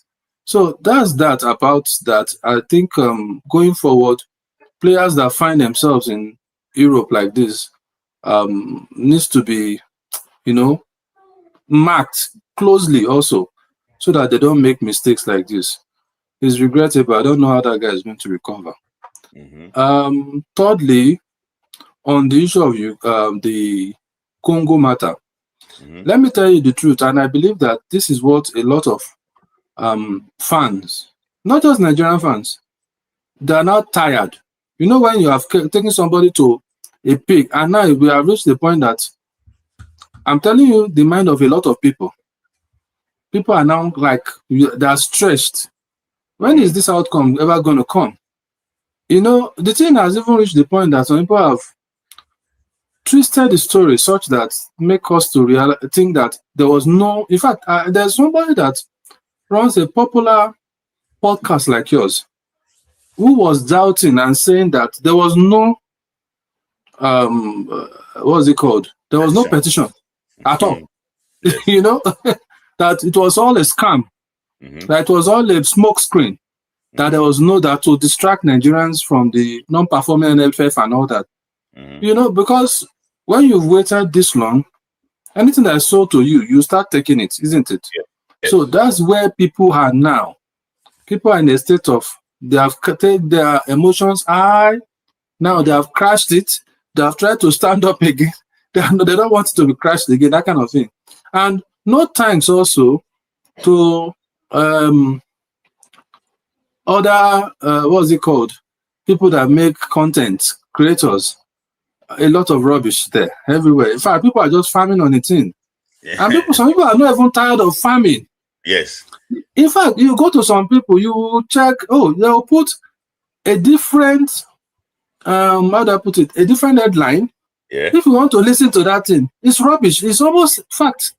I say, what is this? There's no portion. It's just garbage. At a point, I said, I don't listen to any other person. In fact, it's your own and one other person, your friend, Ayo. That I just look out for that, because I know you guys don't carry fake news. Because fake news is everywhere. People are just talking rubbish. They're just to, get viewers to watch and maybe make money. And it doesn't, it really kills the reputation of your brand. Those people are not thinking about brand. That's what I have to say. But I feel that if Nigeria, the fear I have is if Nigeria is given this opportunity and it's sudden, how are we going to respond? Because forget it, Jamaica wants to go to World Cup. Jamaica is not our wife. That just going to say, Nigeria now go. They're going to fight. We cannot underrate them. That's number one. Number two is this. If I want to, it's not, I'm not trying to criticize or go against Chris, but there's something I want us to avoid. If you remember our playoff match against Ghana, that we missed the World Cup. If you remember, there were a lot of new players that were bought for that match. Because this one is scoring, is Aris go scorer here. This one is Aris go scorer here. People that were not there before. Everybody just carry people from everywhere. People that have not played with each other before, that don't understand, they are themselves. And everybody, it was confusion. And that's why we lost that match. We lost the two that we ended up not going to the World Cup. So I will not say that if there are new people that are good, that they should not try them. But the core of the team should be maintained, I beg.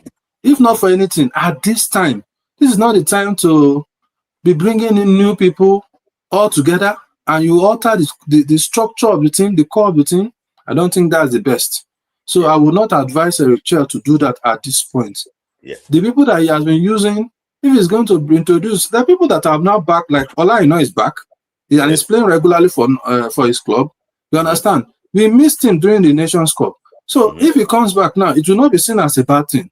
You understand? So there are people like that you may, that they have been core of that team also. Maybe we missed them for one reason or the other. You understand? I'm happy people like that, like Dele Bashiru, that was not even, that we were looking at, like, was not really doing well. But his form recently, he has really picked up and is doing quite well for his club. So things are looking up. I don't think the team should be changed. I think if he wants to go for, if by the grace of God I'm open, we have stopped praying. We have prayed and prayed and prayed. I've gotten tired. So if that happens, I believe that the team that went to Nations Cup should still be maintained. I would think. Yes, that's what I would say. I think I'll end with that. Thank you very much for the opportunity again. Thank you. And God bless. All right. But for last question. Yeah. What is the percentage chance that we will see the results within the week? For me, because you said you are 80%. That because I want that we will be getting by now. We should be with the outcome. That is the reason why I get confused slightly. But because sometimes too, when case I don't research, and child to those that actually what even here, they send me their research too. What I certain is that I think they're just looking for when to push out the verdict. And I asked you one question the other day, Smith. That is it possible that this verdict will not be out and they'll play the Intercontinental playoffs? If it's not, I asked that question. You may not remember. I asked a long time ago, like 3 weeks ago or so. Yeah. Last month. If it's not out before that playoff, I can tell you that it's going to open so many things out that at the end of the day, it will not be good for FIFA. So anyhow it is, it must, because Nigeria lodged the complaint. It's confirmed now. It's not as if we lodge after playoff. You understand what I'm talking about? So we lodge, so it's now FIFA to do their job and say, okay, you know what? The only time that FIFA has been able to do something like this was that when a complaint was lodged between South Africa and Senegal, if you remember, 2018 World Cup qualifier. FIFA investigated for months. They now ordered the replay. Yes, I remember that match. They ordered the replay. FIFA don't like to order a replay, but they will make sure that they push anything they want to push now and push it out. In fact, I will not lie to you. They can also offer financial compensation for the NPFL. Really, is that an option? No, they can say financial, and there's something that they wrote. I will try and check. Check. Really? Wow. No, we don't want financial compensation. But it's not verifiable. They just mention compensation. But what I'm just trying to say basically is that for them to avoid all this legal thing, the team must be out by next week. 100% must be out by next week, except it must be out. And I can tell you, Tayo, the reason why it's late is because the case is not in favor of Congo. And they are looking for a solution. Yes, solution. They are looking for a way out. They cannot come and say, announce the case now. Then what is now the solution? What's the solution? Because I'm hearing that Brandon Bemo is not longer using his French passport. Okay. So people are talking about the Cameroon thing. I think Brandon Bemo is no longer using his French passport. Okay. And I heard Cameroon also submitted a petition. Is that so? Yes, they did. And I even heard that they didn't even withdraw it. And they didn't withdraw it? It's complex, so. It's complex. I think FIFA is in a dire strait themselves. It's a very tough and I don't know, sure, but can it also be a reason, like maybe they're thinking, should they make Nigeria go through, or should they do a replay with Nigeria have to go do a replay with Cameroon? Yeah. And then go play Jamaica, and the winner plays Jamaica. Yeah. They just, it's the issue is this, people have been blaming FIFA, and I will go and defend FIFA now. It's not FIFA that is meant. Okay, let me just say something this way. I want to explain to something. Today, they use a passport to clear you. And in 5 days after, you want to use a different passport to play.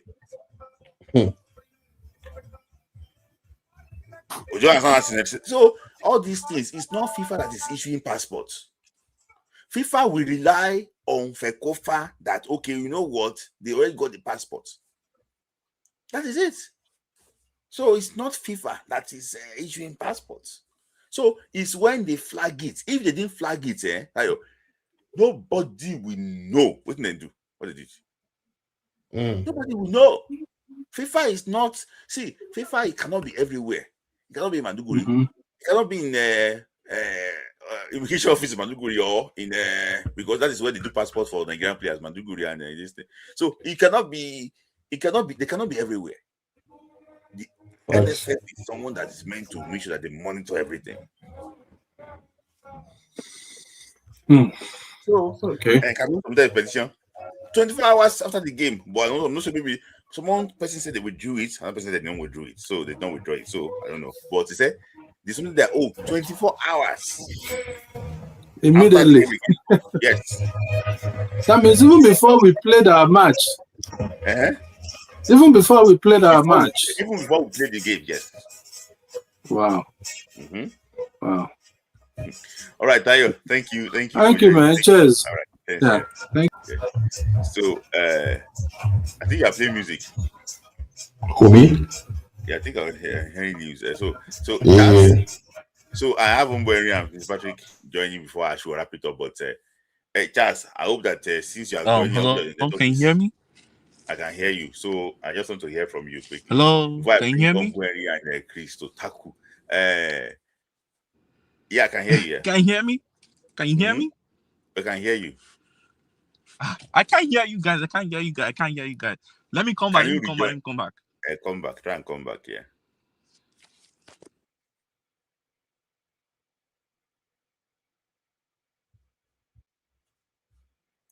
So, he has made that point about Onuachu. I don't know, maybe you want us to address that. But let me just try and bring Casey Patrick so that I can bring on Barry to join you, then we can wrap it up.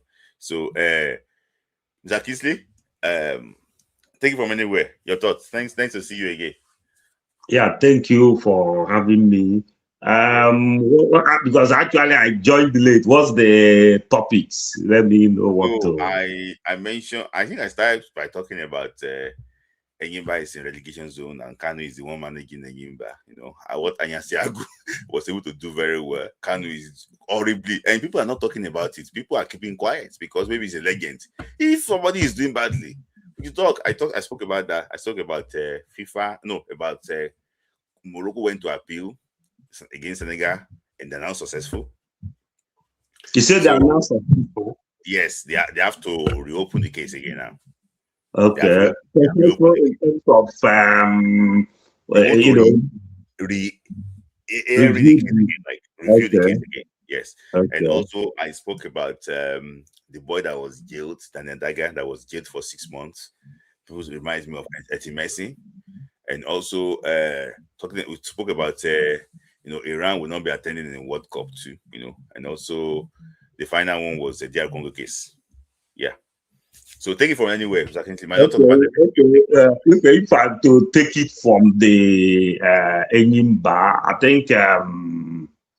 think the governor then, Oti, appointed Kanu, maybe because of his experience with Arsenal and what he has contributed to Nigeria. But, playing football is different from managing, So you have to know your strengths and weaknesses. Just like I remember when Mikel Obi in his podcast, they asked him, why don't you go into coaching? He said that he cannot go into coaching because he's afraid to be sacked. And that this podcast is his best, and he's been doing well with the podcast. He has been inviting high-profile footballers. So you need to know your strength and weakness. You know that a good footballer does not translate to be a good coach or even a good manager. I remember Diego Maradona was a very good player, but he didn't do well with Argentina, and so many other. So it doesn't work like that. But be it as it may, you know, maybe they may change him, you know, if or maybe they will leave. I don't know what will happen. Then, with respect to the Morocco case, I don't, even though they may have opened the case, but I don't see that case going. I don't see that anything tangible coming out of that case, because most times, you know, the CAF decision. Sorry, Chris, I'll bring you back, Chris. Let me just bring Charles too. I'll bring you back, Chris. The CAF decision overrides the, you know, going to arbitration. I remembered when Ismailia took Enyimba to fielding Ahmed Yaro. You know, Enyimba won the CAF Champions League 2003, and Ismailia said that Enyimba used Ahmed Yaro. He was playing for Canipilas to go back court, but at the end of the day, the CAF decision still overrides that international court of arbitration. So at the end of the day, Enyimba still retained the CAF Champions League. Well, did Enyimba play Yaro legally, or it was illegal? Yes, Enyimba played Yaro, and Yaro was still playing for Canopilla. But there was a law that you can use a player. You know, I think there is a law. It's not that Enyimba, because Enyimba. No. How can a player be playing for Chelsea in the Premier League and not playing for Man U in the Champions League? No, yeah, nothing like that. Just like if you have not played, if you are not cup tied, you know, maybe you signed. You can see, since club football, you can never be registered for two clubs in the same season. He's not registered for Enyimba, but he was one of the people that Enyimba used to persecute that CAF Champions League, and there are in the NPFL over, you know, because of what Ismailia did that day. They didn't allow the presentation of that trophy.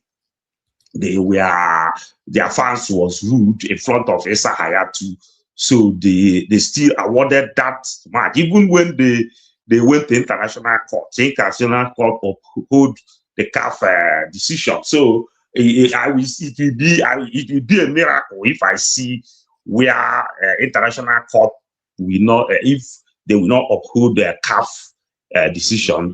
I think the CAF decision is still the supreme. But before you move on for that matter, I want to ask you. Okay. He was playing for Canopilas in the league and was playing for Enyimba in the Champions League. Do you think it's right?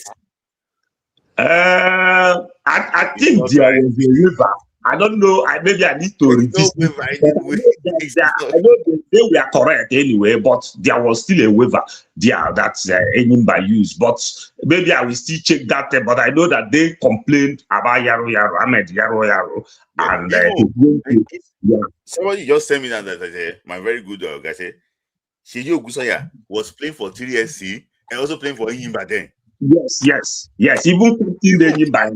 Ali Mohammed was playing for Gombe and also playing for Enyimba then. Yes, I know that Enyimba has some, you know, players from, you know. So I think there was a waiver, but I think I need to check in terms of that. Waiver. Yeah, but okay. So then the other, what's the other this thing you talk about? I spoke about who to replace Iran. They're trying to bring. I think Iran may still be replaced by Asia. Maybe is it Iraq, one of these other teams. So it will still be from their continent, not from Africa, because each continent has slots. So you cannot take slot of another continent. So each continent has been given their slot. So I think it will be Iraq or one of the teams from their continent. Then with respect to the petition, I am afraid that for the way I'm looking at it, I don't think they will favor Nigeria in this appeal, because so many waters crossed the bridge, because this same team played Cameroon first. They also used the same players in the AFCON, so it will cause a lot of things. If it causes a lot of things, if finally they come and say, okay, Nigeria will go, so other teams that Congo beat in AFCON with that same player, what are you going to do about it? What of Cameroon?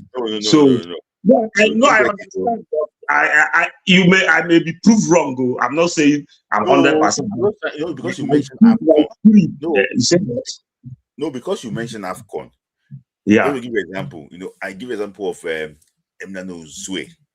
When FIFA sanctioned Zwe, they didn't cancel AFCON result, though. They only canceled the pending World Cup qualifier result. That's what they canceled. They don't cancel a closed tournament. Yeah, but this is just one person. This is just one person. But we are talking about almost 11 players. Yes, you never know. Maybe probably FIFA will investigate them and they'll say, two of them. If they will go to that route, but for my feeling, I have checked my records and I still have my reservations. But if that goes through, so be it. What is your reservation? What's the reservation? I do have my reservations. If FIFA will do that. Yeah, what did you investigate so I can share it? What did you see? In terms of what? You said that you've done your own, like maybe probably. No, what I'm saying is the case is, this passport something. Sometimes I remember during COVID, for you to get French passport, you either get French passport by naturalization, you live 5 years in France, or you marry a French citizen, or you attend school 5 years in France, or maybe you are an investor, you invest a certain limited amount of money. Then, so these are the routes that you can get a French citizen. But during the COVID, Macron gave people that assisted people during that COVID, he gave them French passports. They came back, some doctors, some nurses, they were helping people. They worked for a few weeks or few months. They have not lived in France for up to 6 months or even 3 months. They were given French passport. This is against the routes that you can get French passport. So, so that's why in terms of those nationalizations, it's a matter of discretion. So those passports were given to them by their president, by their government, so which is discretionary, even though it's against their constitution, but there is still discretion. Sometimes somebody can use a law to override certain decision which is against the constitution. So what Macron did was against the constitution, but he gave them French passports. They are not living in France. Most of them can't even speak French language. It's a prerequisite for you to get that passport. But they gave them French passports less than 3 months just because of they were assisting people dying during the COVID. So most of these things are neither here or there. So that's why I believe I can see the point you're trying to make. Okay, not to prolong it. There's a lot of things that is there. I will apply to read the FIFA Code of Conduct rule, but continue on the matter. Continue. Okay, so this is the way I see. But anything can still happen. But we just keep it about my own. I'm just saying the way I look at it. That I will be surprised if they rule in our favor. Then another thing was the last time you were with Owolo, what is his name again? And, you people were discussing about payment for coaches. So yes, and I wanted to join the discussion, but you couldn't because you spoke with humble hair for a lot, some long time. So Ken Griffin is a multi-millionaire. In fact, he's the owner of Citadel. He pays the salary of Pochettino, the coach of U.S. national team, with Scott Godwin. So Scott Godwin and Ken Griffin, they financed the salary, $3 million there, because Pochettino, they pay him $3 million per annum. And these guys financed the salary. You can fact check me. Then another woman, Michelle Kang, is also a very wealthy woman. He said he will pay 5 years of like 50 to 60% of the salary of the women's national team. So then Kenyan President William Ruto paid the incentives and housing benefits of Harambee Stars, the national team, for most of their players from his pocket, not from government coffers, from his own personal pocket. You can fact check. You can Google. We have Google. I'm listening to you. Google to cross, check. So I don't see why we cannot partner with private investors to pay salary of national team. Even Lufthansa pays some, part of the German national team. They assist them. Iberia pays some of this thing for the Spanish national team. And Volkswagen also pays some part of this thing for the German and French national team. So these things is a matter of discussing with private investors. So Nigeria is not different from most of these countries. So we can partner with some wealthy individual, Dangote them of this world, Adenugas of this world, and even some companies. I remember those days that Mobe used to organize this Mobe track and field championship to select athletes that will represent Nigeria in the Olympics and World Tournament. It was Mobe track and field. Mobe finance it. So I don't see why most of these cannot be done in Nigeria. You don't need. It's not a must that the FA has to fit most of this bill. Then another thing then we were discussing that day was with we were talking about the league, that the league was bad, and that was part of the reason that our national team was not doing well. Then I remember you told him that you gave him a very good example. The Senegal league is not fantastic, but they are still doing well. And another thing I remember, Guinea dominated this CAF Champions League. They used to call it Champions Cup in the 70s. Oh, yeah. Hafia won this cup 1972, 75, 77, and they were finally 76 and 78. So Hafia, Conakry, you can fact check me. Yes. But 74 and 78, even 82 World Cup, Guinea did not qualify for the World Cup. But in African continent, Guinea was a threat in the Africa for a team to be in the finals of 5 Champions League. One threat. It's not a joke. So, but they didn't qualify for 74 World Cup. They didn't qualify for 78 World Cup. They didn't qualify for 1982 or 86. But in African continent, Guinea was a threat then. So and even if I'm to cascade it to Nigeria, let me start from maybe 1980 to maybe from 1980 to maybe 2000, it was IICC shooting car came to finals 84. Zamalek. Iwanyang came to finals 88, lost to Setif, Algeria. Then maybe 96, IICC again came to finals, losing again to Zamalek. Then, so when you look at those 80s, you know, that they claim that Nigerian league was fantastic. We didn't qualify for the World Cup. Yes. 1982 World Cup. We didn't qualify for 82 World Cup. Yes, our league was fantastic. 86. We didn't qualify for 86. In fact, 86 was even worse. We didn't qualify for all African games in Kenya. 1986. We didn't qualify. We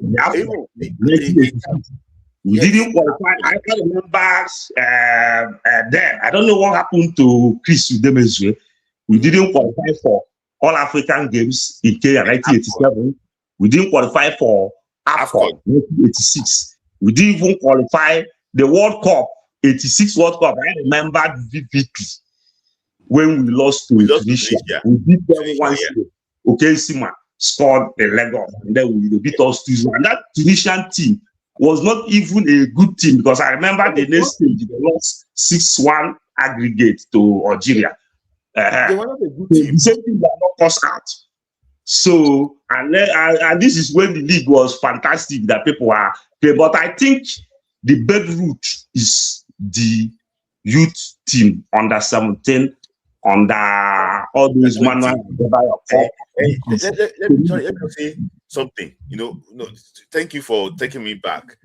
And I think I also agree with you that under 15, under 16 that played in 85, the under 20 that played in 85, yes, the under 17 in 89, 87, and 89, and 89, when they come mature, that was when we got the World Cup. Yes, because Jonathan Akpobere was in that 85. Yes, and he was the only person they discovered a high-profile player. In that 87 was Philip Osondo. In fact, Philip Osondo was the most valuable player. He was among the guys. That 89, Godwin Opala and GT Eba was discovered in that Scotland 85. Yes. So that 85 then has Samson Siasia. Yes, yeah. Has Osaro Obubaifo, Aloy Ago was under 98, under 20. So it was those, because those under 17, under 20, to me, is the bedrock of. If you look at Marco van Basten, was in that 83 under 20 for Holland. The same thing with Bebeto of Brazil. So, if you trace, most of these countries, most of their players emerged from under 17, under 20, and then graduated to the national team. That Japan 93, with Kano Wanko, Wisimo them. This guy of Buffon was there for Italy. Even this other guy, what is his name? The Saudi 89 under 20, this Diego Simeone was in that squad. Diego Simeone was in that squad for Argentina. Keseka was goalkeeper of USA. Then the 1991 edition of Figo, Luis Figo, this Rui Costa, Vitor Baia. All those guys were in the Portuguese team. Even in Brazil, we have Sonny Anderson and all these guys. So when you look at it, the problem is the age group competition. If we can get people that can take us from that under 20, because you look at it, is it not even now, right, for national team, Ihanacho and this guy came from that under 20, under 17. Ihanacho and this guy that played for Nottingham Forest came from that, what is his name? Awoni, Osimhen and Chukwueze. came from the other under 17. Then even the pure ones before then. What is this guy's name again? I've forgotten his name. So that under 17, under 20, even in England, also, most of these players, Thierry Henry was in the French under. Even this present coach of Cote d'Ivoire was in that 2001 under 17. That France, he was playing for France. Then MFS, was in the same team. In Trinidad and Tobago. Because 3-0 in the finals. I agree. Was in that 2001 under 17. That 2001 under 17 in Finland, Fabregas, and this guy also 2003. Sorry, 2003 in Finland. So most of these players, if you remember that year, they wrote Sesk in his back. That's what they wrote. Sesk. That was the rule. So I saw Sesk. So when you look at it, even this Nema was in that this under 17 they played in Nigeria. Is in 2009 in under 17. Nema was there. This guy that Captain Sunderland now used to be in Leverkusen was in the Swiss team that won that under 17. Patrick, just because of others are waiting, and I have to actually agree with you that our factory has been the what's it called, the under 17, under 20. Yes, there is evidence based, because if you look at it, though we had a good league, but those under 17 there can integrate directly. That league and play. You mentioned those players. You also mentioned Saturday night Mutiu Adepoju. Mutiu Adepoju was there. Even what is his name then? So even Peace, then we went to Real Madrid, Compostela there. I agree. Bedrock he said this thing. I think everybody will be happy now that we are saying if they move the camp to Asaba, to Port Harcourt, to Onitsha, or to Enugu, I think you will get the very good player. I remember they did Fanny Amu. This guy. Mr. Kesadic, sorry, I have to let you go. I was waiting, but I know I would have loved to connect with you and have like a podcast with you one day. I really would enjoy when you throw us back. You are 100% top notch. We have missed you on this show. When we join next week, when we're already giving us the verdicts for JR Congo. Thank you, Mr. Patrick. Thank you. Thank you. Always nice to talk to him.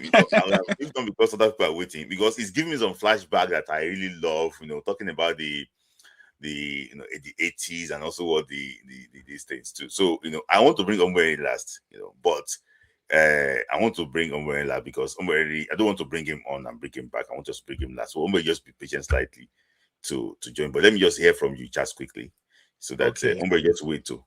I want to be to bring you and Chris Omberi. but Charles, let me hear from you quickly. I'm Henry be ready and so quickly. Okay, so concerning the home team, right? Wait, don't go. I don't want to go back and listen. Just be listening to us. Don't go. Just stay there. So, Charles, Okay, concerning the home team, I feel like the home team, they need to, when you are trying to... Zizo, don't go now. Zizo, come back. Zizo, I want to bring you an area. Continue. Sorry, Charles. When you are, when they are trying to hire people for this position, make sure you check their degree, their qualifications. I always use Remo Stars. I remember you were saying something about last week about some of our clubs not having good stadium. Mm-hmm. Remo Stars, I think, is the only club in Nigeria that have a stadium manager. I don't know if I'm wrong. I think that you're right. That have stadium manager. And if you look at all their staffs, well trained, education, everything. Why is Kanu Nwankwo managing one of Nigeria's historic club in African club football? Why him? Why not give it to someone why can't you give that club to Lofijana? Why? Is it because he's not Yoruba? Why can't they give it to someone who is more educated? Why him? Sorry to say, but Kanu Nwankwo is not. No, and that's my problem with Nigerian football fans. They don't like to challenge these people. It's only Mikel. Look at Mikel. Mikel said, see, concerning this, I'll go into Mikel later. But we need to learn how to challenge these people, man. Not just because they are our legend, we should not be dull and listen to them. Look at how the France 94 are taking care of their own squad. They're about to, leave the exit. They're about to leave the exit and let them sit down and come in. That's another generation coming in. So why are we always so quiet? The other day, Guavon was easing. What are you easing for? You are the main. Yeah, what are you easing for? You are the main cause of our problem. 2022, we did not qualify for the World Cup because of you. Our AFCON self, you get why we're not even that confident. You are easing. Some of these things, some of these problems triggers me because what are you using for? You should be sacked. You are using now. Okay, now I heard he got technical management something. Is he using the NFF to put the technical director to make himself better, just like his previous master Amaji, who was using president to make himself FIFA council member? It's annoying, very very annoying. Now coming back to this case with Morocco, look. Morocco should just let everything go. Let's let everything go and prepare for the World Cup. He was so certain that they were not going to win the AFCON. They struggled to break down team who could play low block. It was a trend. That's why they could not beat Tanzania. They found it difficult to break down Nigeria. It was a trend. They don't beat teams that form low block. Even the 2 goals they scored against Cameroon was through set pieces. So it was noticeable. It was obvious that they could not win the AFCON. They should just let everything go. Okay, look now. They let Regragui left. Regragui left. He didn't get fired. He left because of the stress and the pressure on him. Regragui will be the first African coach to be in the semi-final. Nobody can take that from him. He shouldn't have gone. He shouldn't have gone. He should have been there. But they felt that they can do better. Okay, they brought in Mohamed Wabi, who is a good coach, but I feel like he's not ready yet. He just joined. He was just with the under 2022. So why bring him in drafting? Why not use That's the why other we one? go and bring CICI there. No, but see, that's the problem. That's the problem. That's why I have with them because they say he work with Clanoni and this Spanish coach. I said yes, but look, listen. If I was to bring any coach for that Moroccan team, what about Sektui? That one has won Olympic bronze. He has won Chan. He has won under 23. He has won the FIFA Arab Cup. Why not draft him? And he's familiar with all of them. You are drafting Mohamed Wabi. Okay, no problem. But the player said they don't want him. They want Wabi. They want Wabi. So, okay, no problem.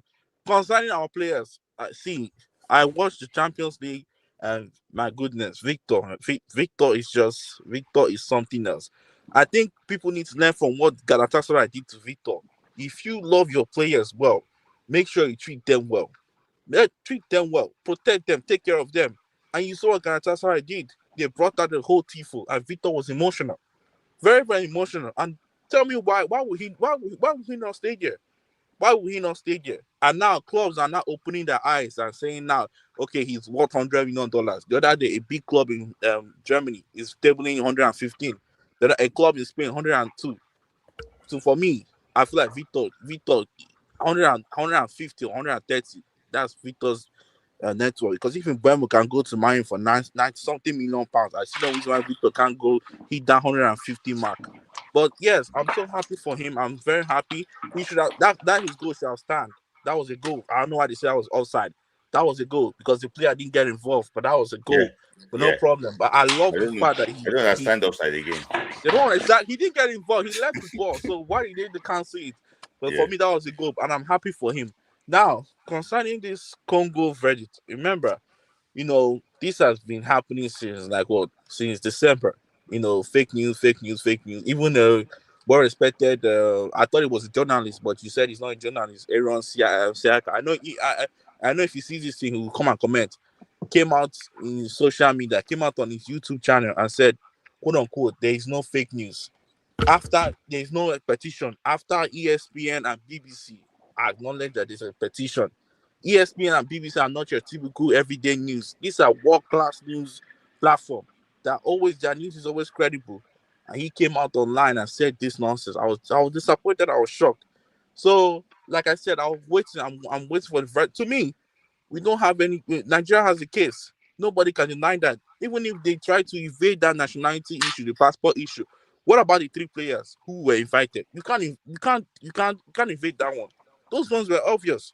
And Congo shot themselves in the foot because I remember vividly, they were the first team to release their squad league. They were the first out of all of us.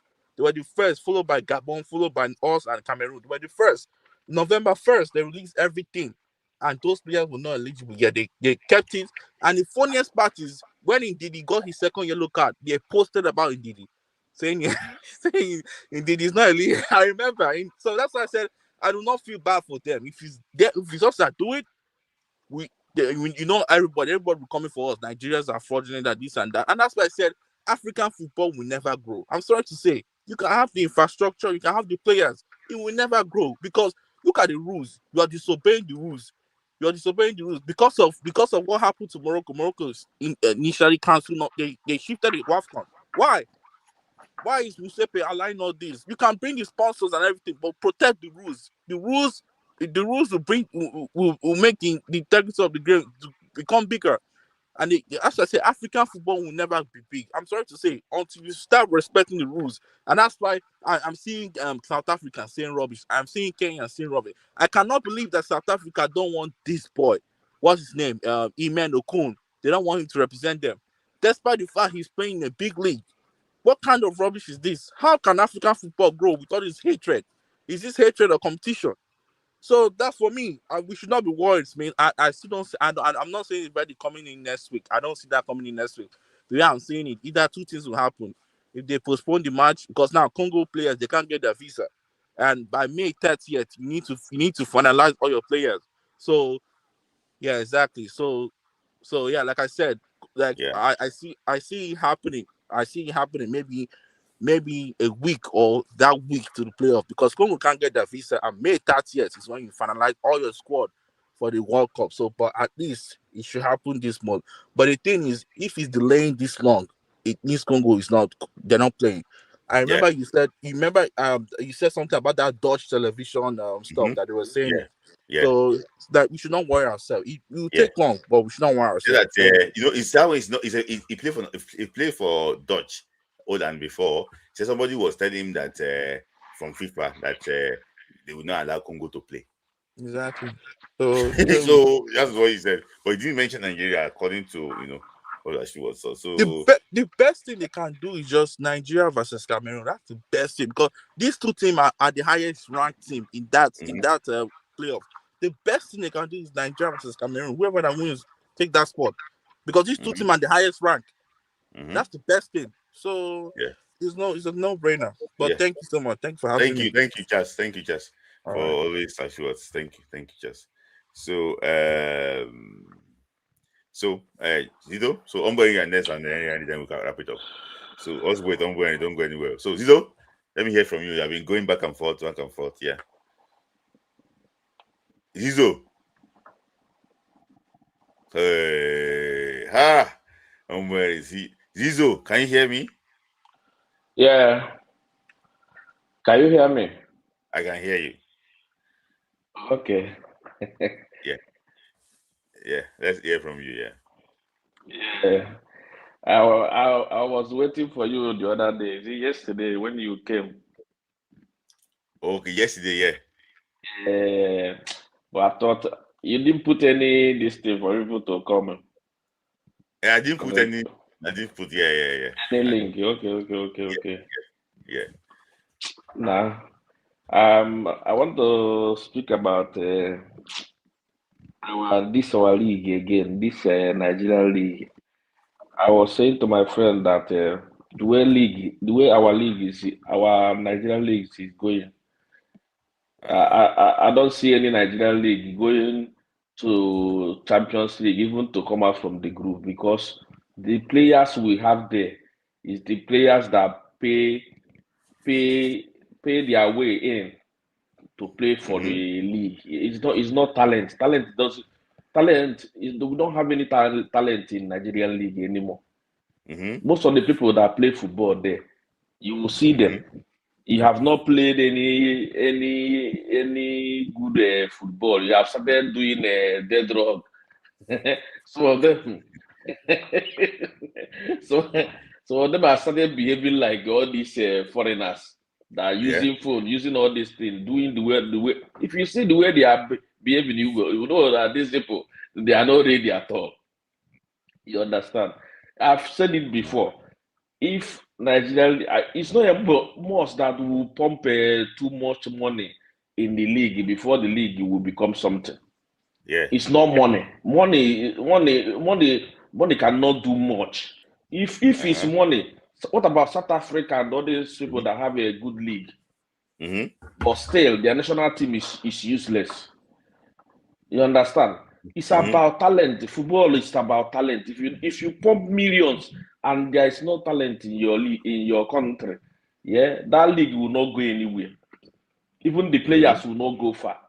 Nigeria have talent on the street, have talent everywhere, but the way they are recruiting players to play for leagues, that's why Nigerian league is rubbish.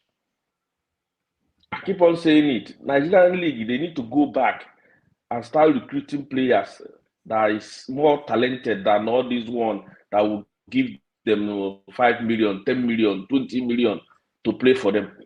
When they face keeper, they will sky the ball out of the stadium.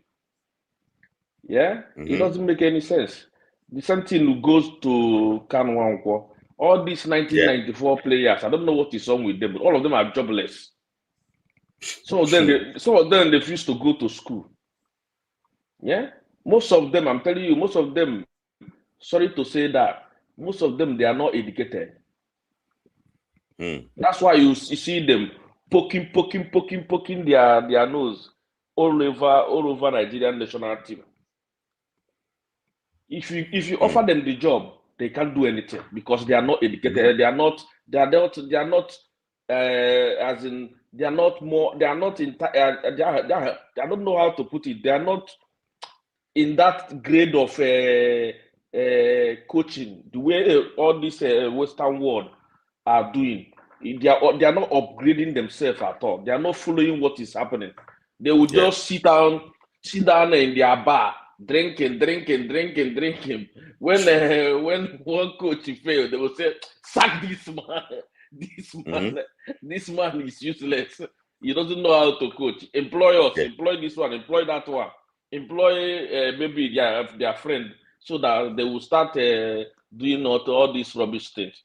You understand? It doesn't work that way. You have to upgrade yourself. Most of them, they didn't go to school. Yeah. They didn't have opportunity to finish even secondary school.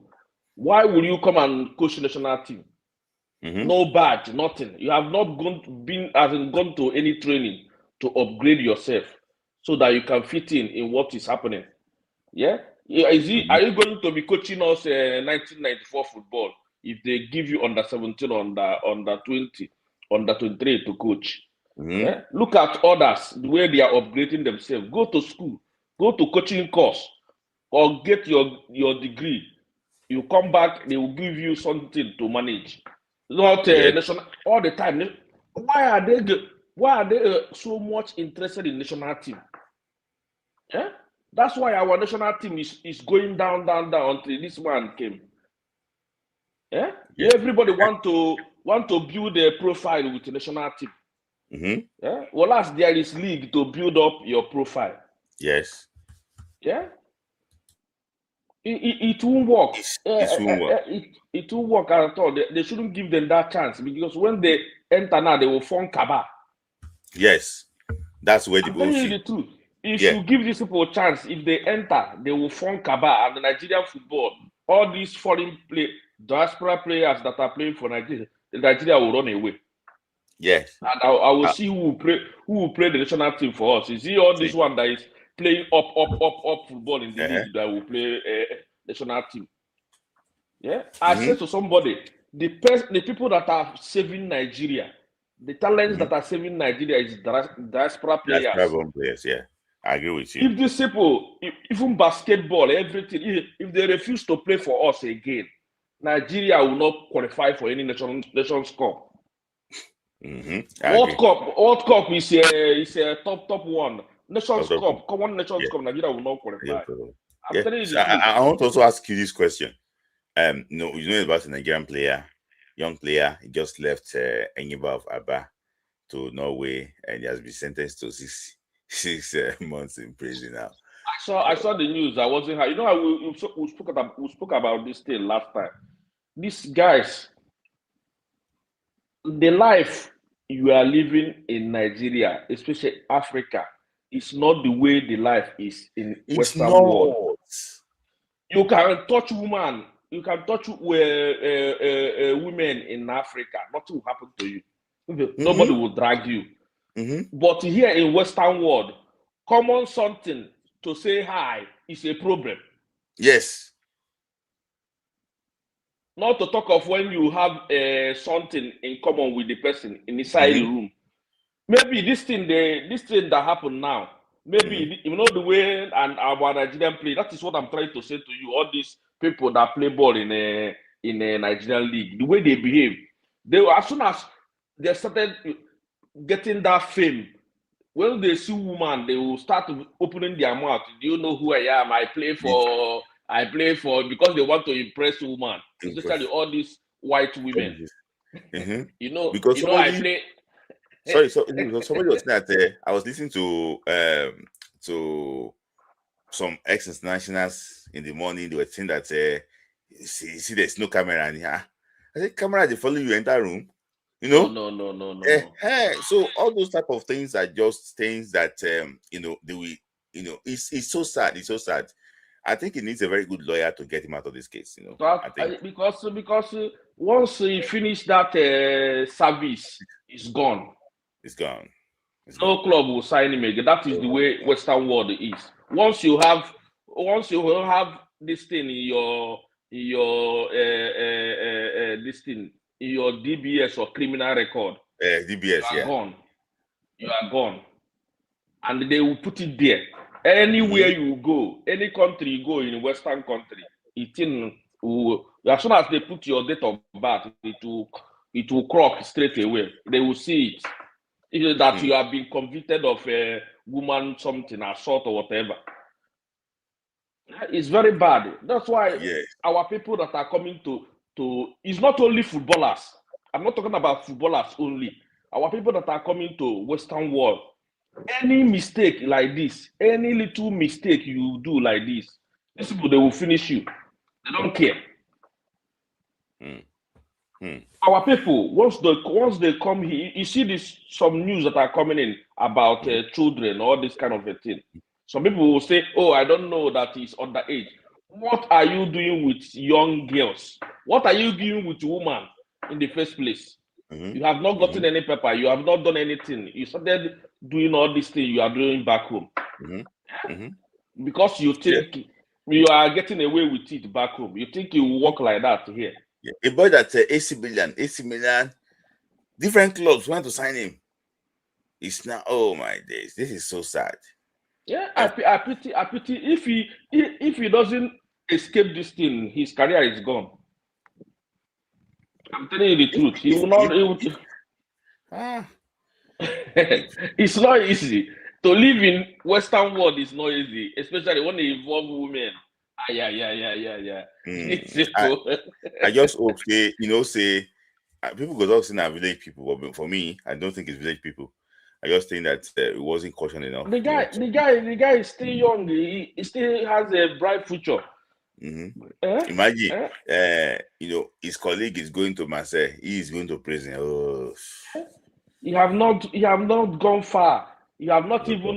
You are not even a starter in your club. You have started living a wayward life. Going with women to the extent that you are whether the consent or not. I must say that they have removed his name from FIFA. It's not even there any longer. Say you have removed his name. Imagine. That is sad. Consent. He did that thing with the lady. That's why they were twisting the thing. Consent. What is consent has to do with this thing? That's why I said to some people, women in Western world is not like African women. Two of them enjoy each other. Now they are twisting it. Consent. What is consent? Consent is there's always you did work today. I didn't work today. I didn't work. You can't see I my know, I back. know. See my Yeah, I know. Always, always nice and to actually hear from you. I just hope, say, I want to speak the last one about the verdict and all this Buhara everywhere. Nah, this verdict, I'm tired of this verdict. I'm not going to lie to you. Why FIFA is making caricature of everything? If they don't give verdict on this thing, this thing will scatter everything. Because yes. all these dual, whatever, people are scared of. Everybody will start bringing all their dual to come and play for them. Because Yes. they refuse to give. They're supposed to do what they're supposed to do on this Congo stuff. They can't keep silent like this. Time is not in anybody's side anymore. Why are they delaying this thing? Like, if they don't want to give the verdict, they should come out and say Congo is going. If they mention Congo is going, nobody will drag them anymore. Why Nobody are will drag they them. keeping quiet like this? When they know that there is case on their table, Yes. and this thing is fast approaching the match.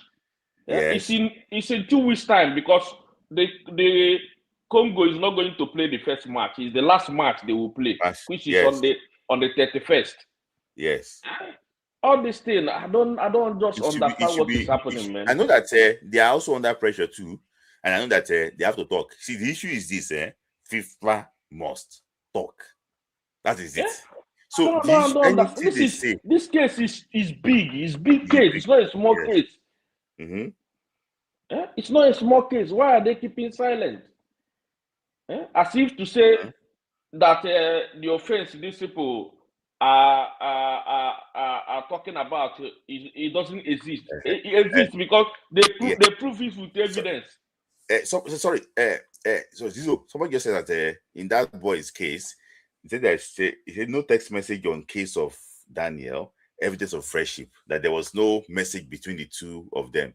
So show that they are friends. So that thing just happened suddenly. So they hear me say in that boy's case, they said that there was no really evidence of friendship between. I told you the way all this thing work. The guy probably met that girl in a club, and they start saying, "I'm a footballer," something like that. Women now they will start falling for it, because our mentality back home, as soon as you say to them that you're a footballer or something like that, women will start tripping for you. You understand? Maybe that's what happened to him. All right, Zizo, thank you. I was also thank you, brother. Thank you. Always nice hearing from you, Zizo. So, I have a couple of people waiting, so I'm going to just bring Henry. I don't know. See, Niger must be good. Are you or more?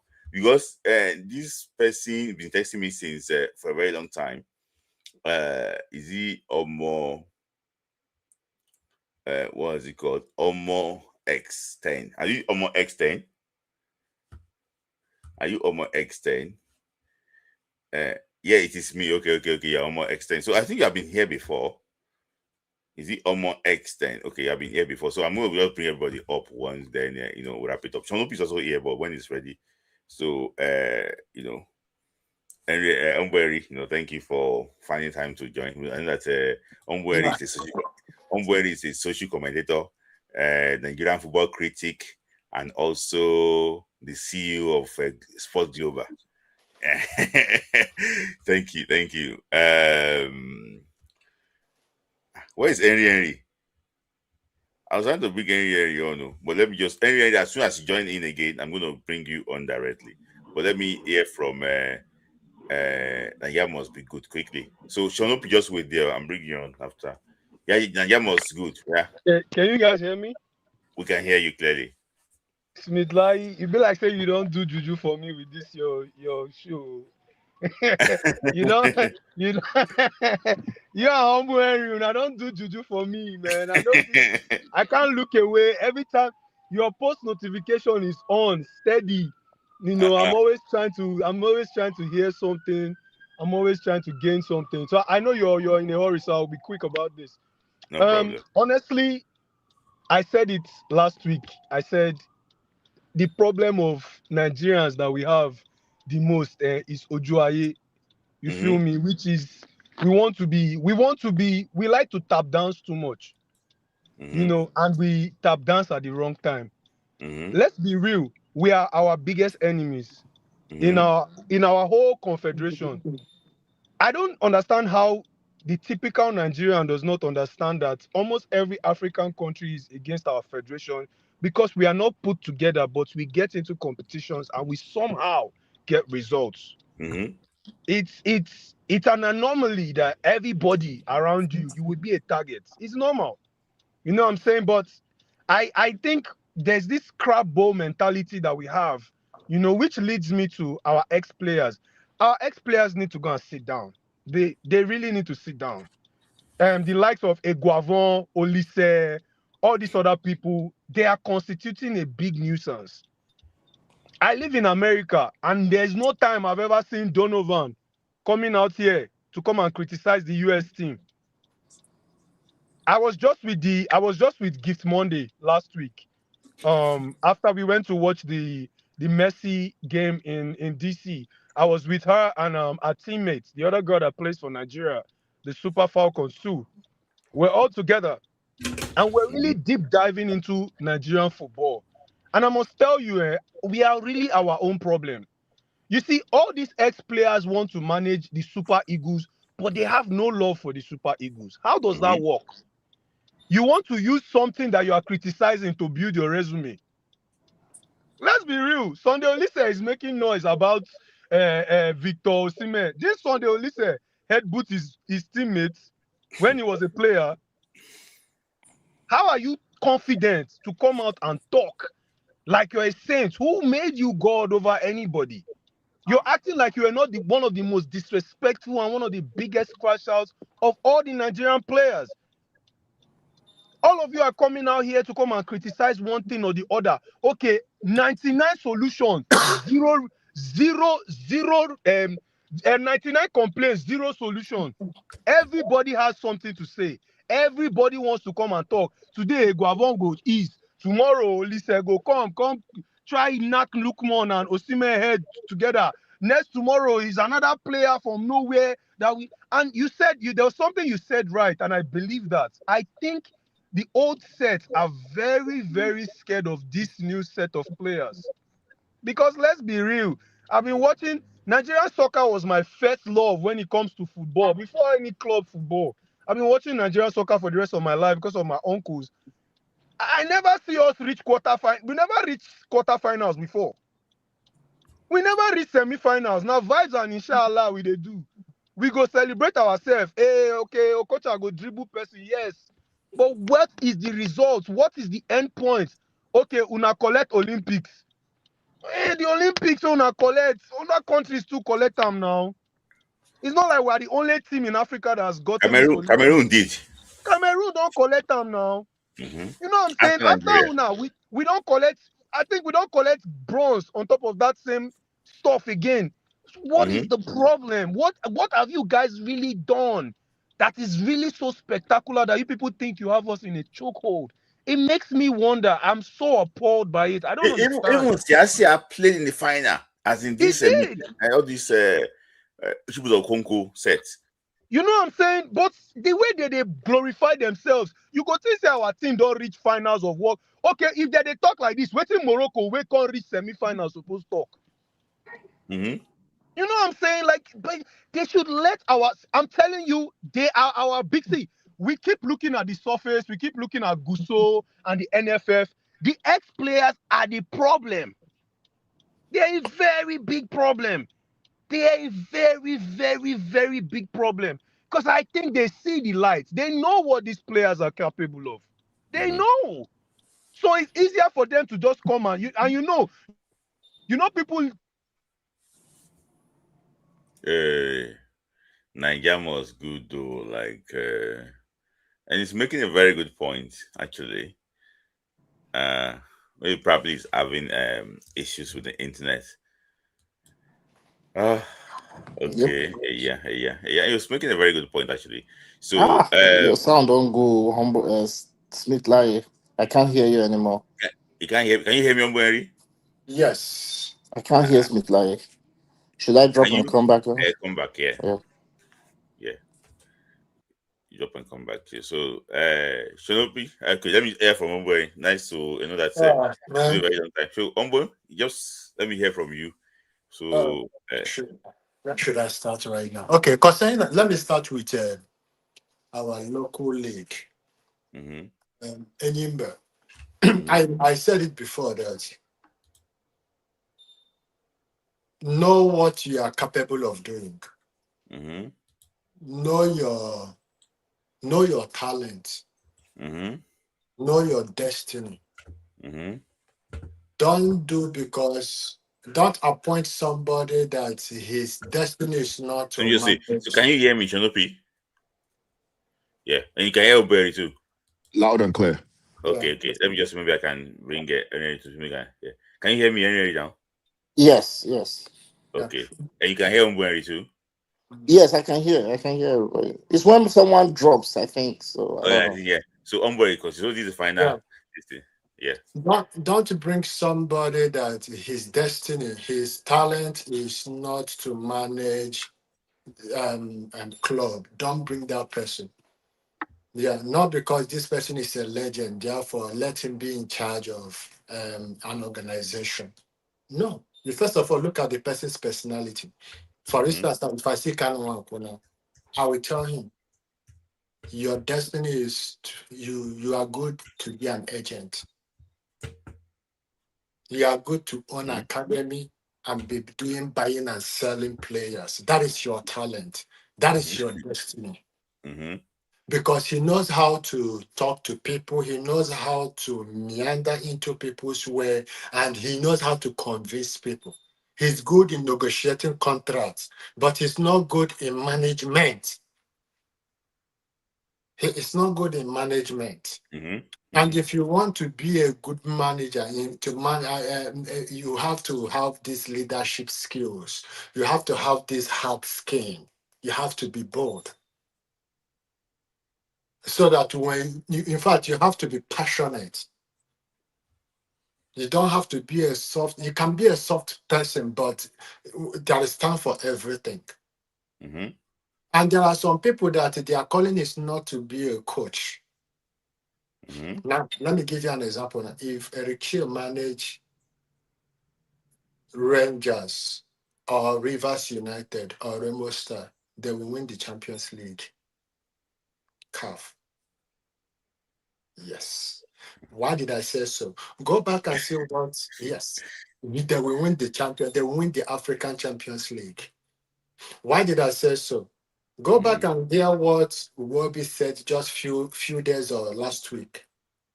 He was comparing Super Eagles and England. He said, I don't want to be in trouble, but he said what he wanted to say. He said, okay, in England, they are very strict in training. But in Super Eagles, there's nothing like that. Anybody can come to your hotel. Now, to tell you, he has already rubbish Finidi George, Iguavon. Therefore, they are not strict. In order to handle Super Eagles, you have to be strict. I agree with you. You have to be jovial. You have to be strict. That is why I said, if Eric manage Rangers or Rivers United or Onigbinde, they will go to Champions League and they will win it. Because of his personality, because of the kind of training he will give them. If you are not doing well in the training, go. That is why when people say, this person is doing well in his club, I don't care. Now, let me tell you, if Olaino came to the national team now and do rubbish, bench him. If we are Osaye, don't even allow him. That is what I want. I don't care who you are. You see, right? Bruno, now they have given you that confidence. Don't allow it to move away from your hand. If Zaidu is coming, tell him that I have taken over. Let there be a competition. Before you go to that Eagles matter, because we'll talk about the Eagles matter now. Just any bad thing you're talking about. See, let me ask you one question. 10 seconds. Do you think that Kanuako should resign from his job. Oh, definitely. If I see my talent, just step out. Why did I say But so? You for have. me, I think Shonopi is you know Ayasiago very well, and you are still you spoke to him, you know this personality. He managed Enyimba very well, but for me, I think Kanu is doing a very, very bad job, and people should be able to speak out. Do you know why? Do you know why I'm so angry? Anyan Shago was there when Audrey Zakalu was there. He helped Audrey Zakalu to see that vision of being a manage club.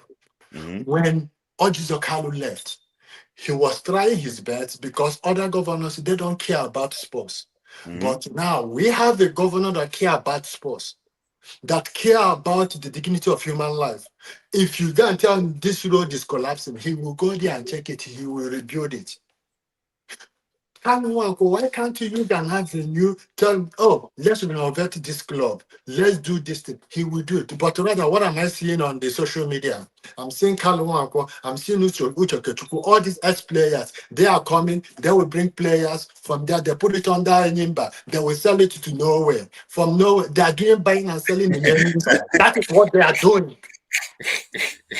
I am telling you, every time they are playing ball, you see what are you doing in Enyimba? No, it's not the director. It's one of the directors. No director, nothing. We're just coming and doing from buying sell. I don't know whether Nigeria is now an avenue that let's destroy. What about Ifeanyi Ekweme? He's a very solid guy now. He was in What Poland. can he do? He can't do. If you can't beat them, you join them. The chairman of scouting. Now, look at what I'm telling you. Look at Abia Warrior. Let's take Abia Warrior as an example now. Yeah. Who is helping Abia Warrior? The coach. Yes. I think Coach Mama. In fact, the money they are giving Enyimba is even bigger than the one they are giving Abia Warrior. So, but that's one issue too, Ombweri. How is Abia State allowed to have two teams in the NPFL? The state government is the one sponsoring Enyimba. They're also the one sponsoring Abia Warriors. How did the NPFL allow that? Well, that's a story for a different day. But I just think that there might be conflict of interest sometimes, because if Abia is trying to win the league and they have the home game against Enyimba, I remember what happened now. That's something that happened in 2015. I'm coming. I don't know if you know about this story. The Calabar Rovers game against Ibom Stars, when this guy was playing for Ibom Stars, Emeka won, and they call him Ayaya. He scored 8 goals in that game. They win 30-0. So they needed to score 13 goals, and they scored 13 in that day. See, now I fear. They needed to score 13-0. They had to overcome those differences. So he scored 13 that day.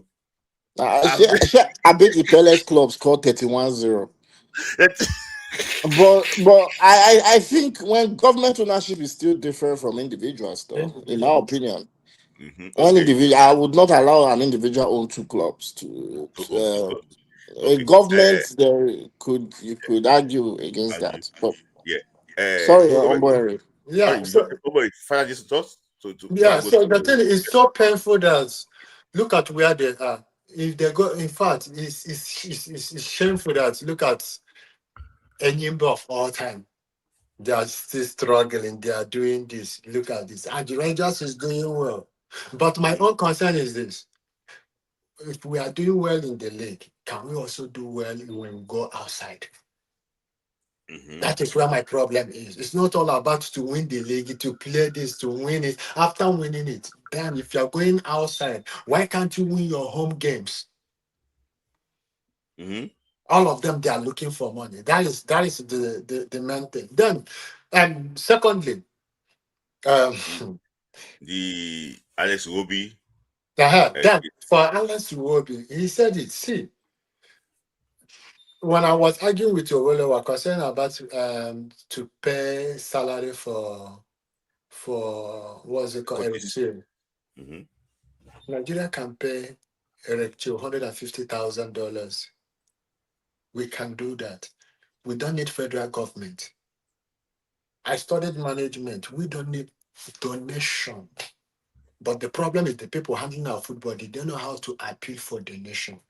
Only 4 people is okay to pay for the rest of the whole thing. You don't need the federal government. Go and meet our president. Go and meet Otodola. Go and meet Adenoga. Go and meet Davido's father. Go and meet who again? Go and meet what's it called? Go and meet Dangote. The banker guy. Dangote.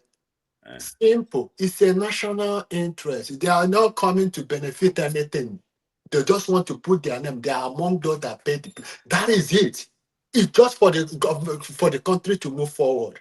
Moving over to the flight ticket. Oh, go and partner with. We have how many people that owns flight? Look at it. Yeah, helping the country. If you're a billionaire in Nigeria, you have to sacrifice for something for Nigeria. The issue is this, Obueri. I think Airpeace used to help them. They used to, was it Airpeace or they used to partner with Airpeace? So the cost of like hiring aircraft is like value jets. A value jet. See, it's very expensive, and it got to the stage that sometimes when the NPFL was hired, they don't pay.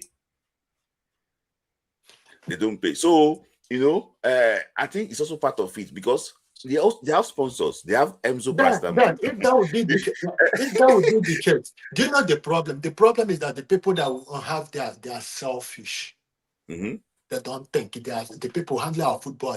I see someone saying, "Go for me. You want to be the president?" I just they look at just they laugh. I don't even want to go. I don't want to go down because it's disgracing. It's disgracing. We have to talk the spade. He doesn't care. Are you getting me? You can't be doing go for me. It's disgracing. Why are you doing go for me for you to be a president? To help you to be the president. We serious to help you to be the president. If that's Humble Henry will help you to be the president. and you go there with a very poor CV and go and embezzle money. No, we don't need that kind of person. If you want to help Nigeria, you spend your money to go and help Nigeria. We don't need to come and help you to help Nigeria. It's not a charitable organization. No, we are not doing modest babies and donation. Hell no. Yeah. So, wait, 2 minutes. Talk on that, then Daga before I go to Eri. Daniel Daga, I don't need to talk about it. He's innocent. He's innocent? Yes, I don't need to talk about any player on ethical issue. In fact, I am very sorry to talk about Amao. Yes, Daga is innocent. Forget about this nonsense. So Amao is innocent too. He's innocent. I will tell you everything. He's innocent. The only thing you will talk about Amao is what? Lack of his performance. You can talk about players' lack of performance. But anything about moral issue, leave it. Yeah. Okay. So no, let's look at. We're not judge here. Because I have seen so many people talking. He's this. No, I listened to what Kenneth Tomorrow wrote. He spoke with him. Nobody have spoke with Daniel Daga to know what is going on. We are hearing what they have said. Nobody, but he told him, look at what happened. Yeah, the only thing I will know is that yes, so far as in Africa, you are coming here, there will be a bias. But for me, I don't want to talk about why will I. And people say that he will not get a club. Hakimi is battling it. Ghana a player is battling it. So many players they are battling, but they are in this thing. So these are the things that it should be a lesson for him. But should I not say because he doesn't because to talk about what he have done before to judge him? No, I will not judge him. I will never. He's innocent. That's what I will say. I will not. Yeah, it's very good that you're actually vouching for him that he's innocent. And looking at this, assume that the judgment is the same and he did what they asked him to do. He did what they accused him of. What lesson can the guy in the street of Lagos, can a guy trying to travel abroad learn? Boy that wants to go and play Euro, what can they learn from this? Because sometimes, I went to Super Eagles camp. When they beat Algeria, I think the coach asked them to, before Morocco go do that, I say, you know what? Come here. I think they gave them time to go out. But my brother, you will know players with discipline. Some players just they play video games. You know this. You know those set of players. They didn't go out. They were just play. There's some players that it's like I didn't go out. You cannot come and accuse me of. See, if I don't drink, if you come put something for, but I drink now. So what can somebody learn? So at least we've seen players now. What we say they played 17 years in Europe. They never accused them of anything like this, and they finish. So what can a young player to learn from this? Onboarding in 1 minute. Okay, for me is learn how to listen. Learn how to listen. Learn how to know the kind of friends you do make. Learn how to discipline yourself. Know the kind of friends you have, and know the kind of manager. In fact, Daniel Daga, if he's listening to me, if you come out from this mess, sack all your managers. Tell them all your agents. Tell them you don't want them anymore. Yeah, tell them it's okay. Work with white people. Yes, work with the white people. Make sure I'm telling you, that's my own thing. The white people will protect you. White people has protected you. Yeah, in a white man place, work with white people. If other players will survive this, I know that it's unfortunate that he found himself into this situation. And he's a better player, and you will see, and definitely he's gonna be good. I've never spoken like this before, but the guy will be better. The only thing is that be around with your family. If your family is good, So thank you. I'm just trying to say that they can also learn from everything. But so I'll come back to you, Eri. So Eri, think from anywhere. Wait, I'm surprised at Humble Harry. Yeah, the last point. You understand? That one surprised me. It's like Humble Harry, you are changing. No, it's not changing. Let me say this right.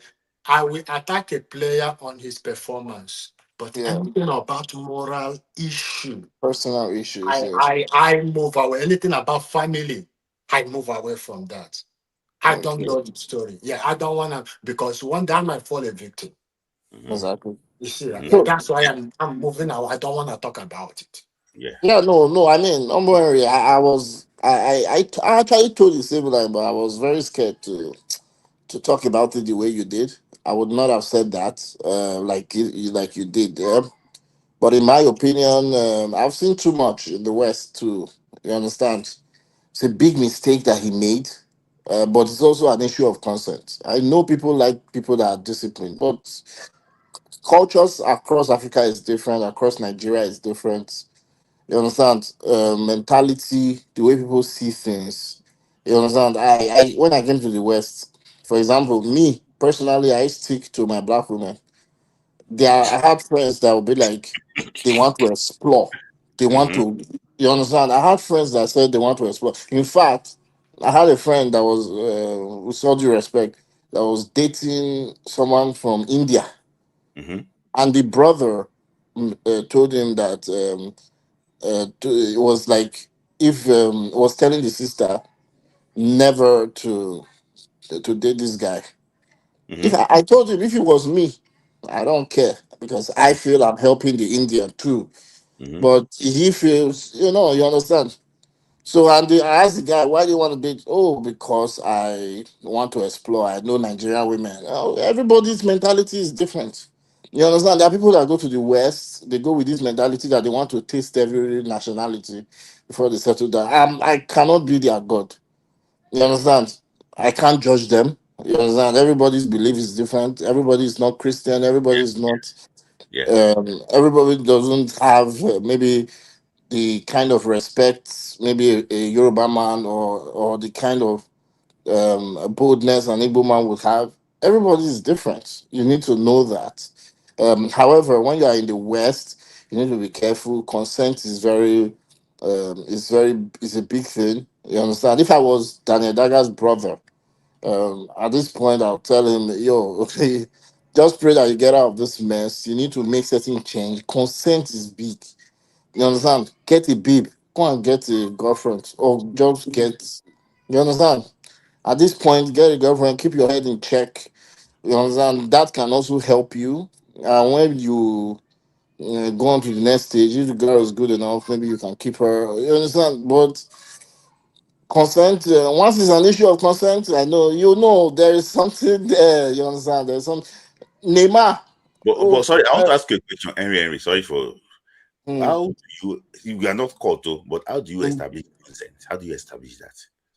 Well, Are you rely on the evidence of the boy or the other kid? How do you establish that?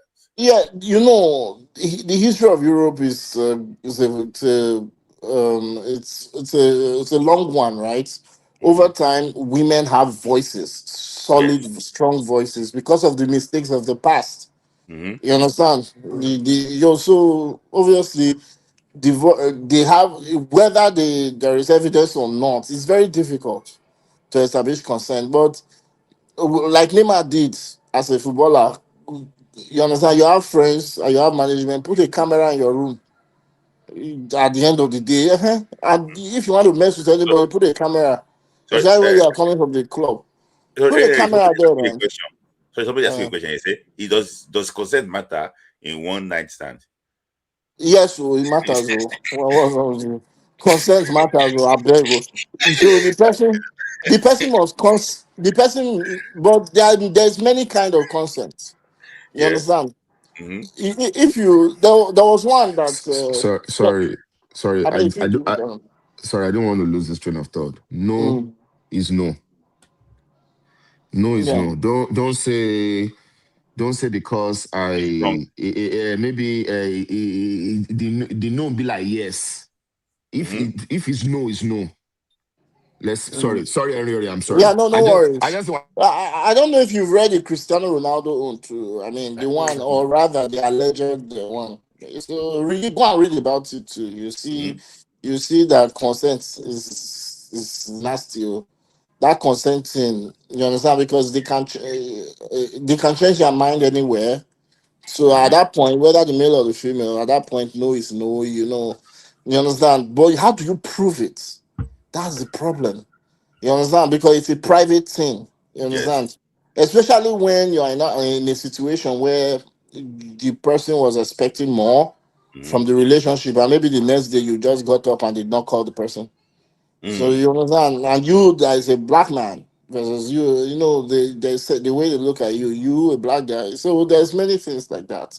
But Daniel Daga it's a risky thing that he's played with. I hope he comes out of this, but I don't see continue. His career might be gone. You understand? Going to I don't see any light at the end of it. But miracles do happen. He might have a second chance, but he might just be playing in like in India. You understand? That's Well, the big mistake that he should not make. I wish he had an elder brother, someone that could caution him. You know, so if you read the similar story, he said his brother sat him down. You understand? There are things that he would have said that they would not write, right? There are things, you understand. Those you had if you have someone like that, a good agent, they would have told him. Now that's that for that. My own other point is the one that we are all we have been missing is that Donald Trump, because he's threatening the country's safety. I don't know how FIFA is doing this. Did they not ban Russia? I don't know in this situation. I don't care who So you is want right. them to ban I US don't care. I don't care who is right. Whether electricity? Iran or USA is right in this case. It's because maybe I don't know. Maybe is the World Cup? Is everybody scared to talk about it? In the 1966 World Cup, did Africa not boycott it? yes. Yeah, so it's because Asia they are not together, because Asia some of them are for NATO, but and Iran went to bomb its neighbors too. Maybe because of that. Because why would Iran not play? I want to. I remember 1998 when Iran and USA played. It was a spirited match. And I like to see such a spirited game because this one will not end on the pitch. it was a spirited match, and Iran beats USA. so, so yeah, it's a spirited game. They have history. In my opinion, I think it's like justice is only for the smaller nations now, and for only Africa. Did they establish FIFA for Africa? Yeah. No, I don't think. With all due respect, I still don't think it is right. I don't have any problem with USA. I might even be on Donald Trump's side, but the fact that he threatened another nation of safety, people that want to come and play football, you are threatening their safety. You think about it. Look at now. Why? I want to play football. Am I a warrior? Am I a soldier? I will play. Let me go. You understand? And so now you are threatening my safety. You can't guarantee. So it doesn't, in my opinion, I think I wish the Gulf nations can band together and really support Iran in this case, in this football matter. But the fact that still they don't also go slap their neighbors for wrists, that one still be a problem. I want to ask you a question on that, speaking on the football matter. Gianni Infantino, former president, he went to Donald Trump. He said they had a long conversation about the reason why Iran wanted to play this World Cup. And Donald Trump says it's ready. I bet some of us they live for here. I beg go. Okay, no. Okay. Let me just put that away. So it's just a football matter. But he went ahead to say that they might not probably, he tweeted that thing that you just mentioned now. He said that they are allowed to come. He welcomed them to come. But their safety is not guaranteed. What did that sentence? Don't worry. Yeah, Donald Trump said that Iran should come. They are being welcomed. What did you say in the last sentence? I didn't. He said their safety, but he cannot assure there's no assurance of their safety. No, there's no assurance because if they do nonsense, we go there and finish them. So you would arrest them? And if Iran do nonsense, if you know the history of what Iran have done. Don't tell me about history. In fact, I support Donald Trump. If you know, don't tell me about history at all. Yeah, okay. If you know what, in fact, the person, the person that's supposed to do this issue was Obama. Obama was playing happy. No. Let's leave political matter. In 1998. The people are good. When Iran was going to play United States. When Iran was going to play United States, the US, you brought the CIA, brought everything to help the USA and the rest. Iran gave them flowers at the beginning of the game. We just want to play football. Okay, we don't have a problem with them. Let's leave that. Let's look at even the reality of the World Cup. Currently now, they didn't give Congo visa, but they asked them to go and apply somewhere else.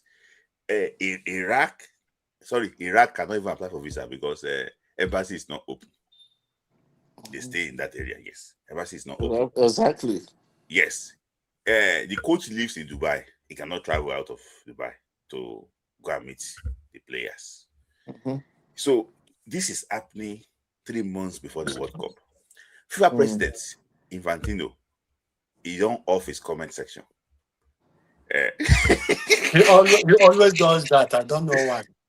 He don't off his comment section, but they are promoting the next Women's World Cup.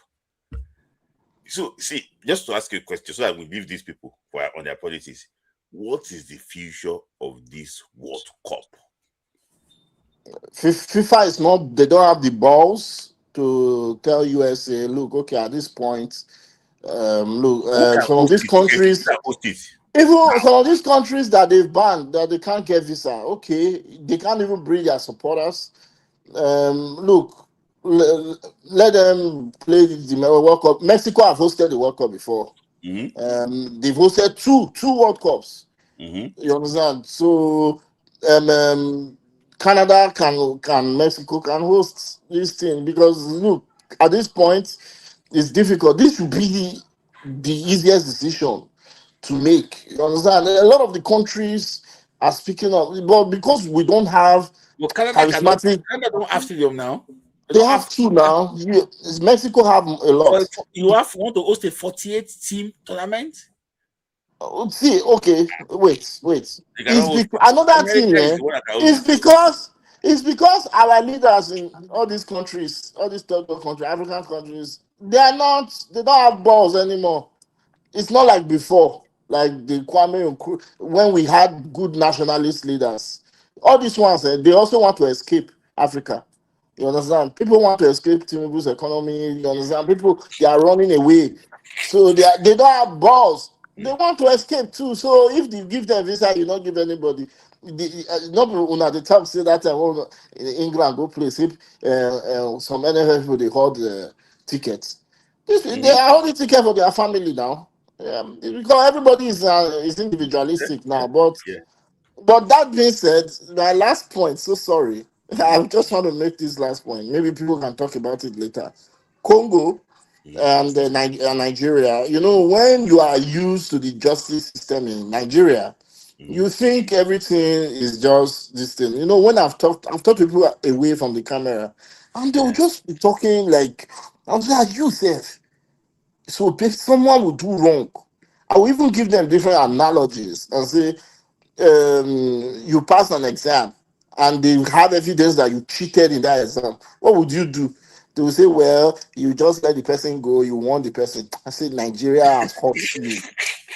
If you have evidence that you cheat, you are done. You're gone. In the Western world, they will remove you.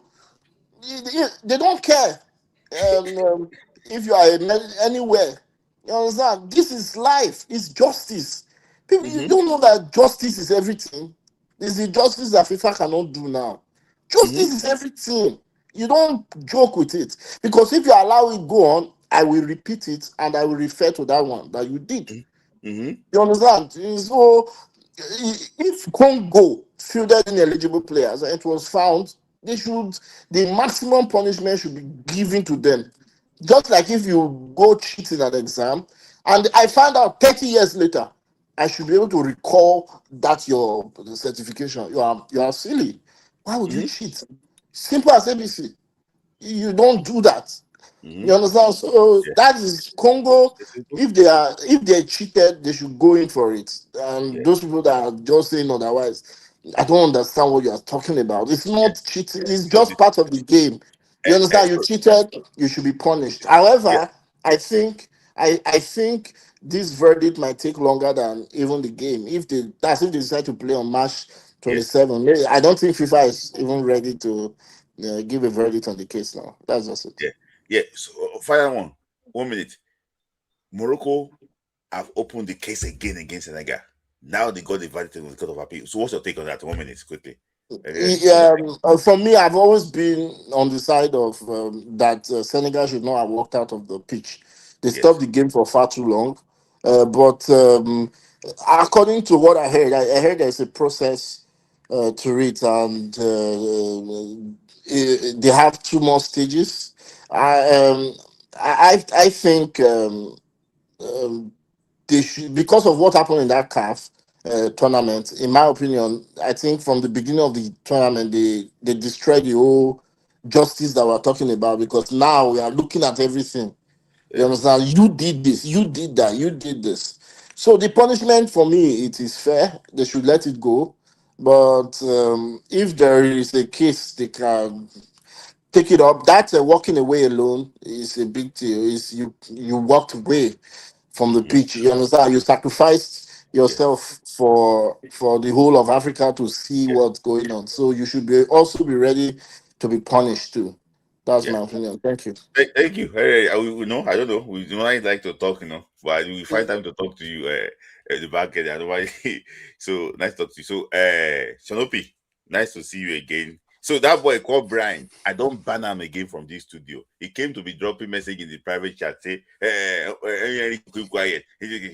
Oh, see, anywhere he don't open up to 20 accounts. I don't ban all the accounts. If anywhere you come again, I go ban you. Make it. So sorry, Shalopi, your thought, please. Good to see you. It's lie. Yeah. Henry the Humble. I greet Yes, my you. brother, I hear you, man. Yeah, I'm yeah, talking to Americans now, American people now. So I have to be yeah. careful. No, it's fine. I don't know where should I start from? I No, mean, anywhere you want to take it from. You want to talk about okay, the issue that okay. you were, about the boy that the boy issue of 6 months, The with Daniel that Daga was thing. made, Okay, and okay, what do you okay, think okay, should be the lesson? okay. So I remember I'm going to mention a name now, and it's probably not popular anywhere right now with his criticism. It's Sunday Olise's book. I remember when he said that those days when players go to Europe, right? Mm-hmm. They Mm-hmm. will put you with a family or Mm-hmm. some kind of people to guide you, so that first of all, they will, first of all, you are new to a place. You don't know the place, you don't know the nuances, the movement, you don't know how crazy people are. These people will grind you, right? You will learn the culture, you learn the food. So there was somebody that will come and pick you up from the place, take you to the training, come back. And that thing keeps players grounded.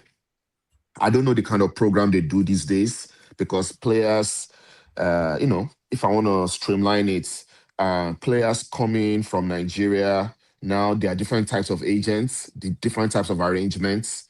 The Naira situation is so bad, we cannot even keep talent anymore. A player is good, it's gone. So I don't know how it works, but, I think if there's a system when a player is properly guided, Mm-hmm. Umberry mentioned listening.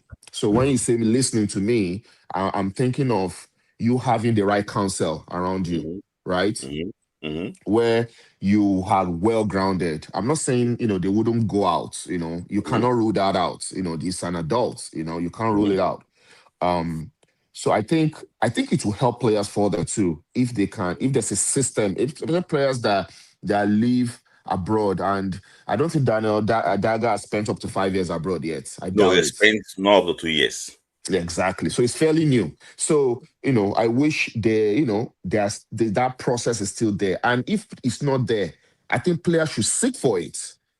You Mm, know, they should mm. Mm-hmm. seek for it. Life sometimes you have to demand. It's not desire.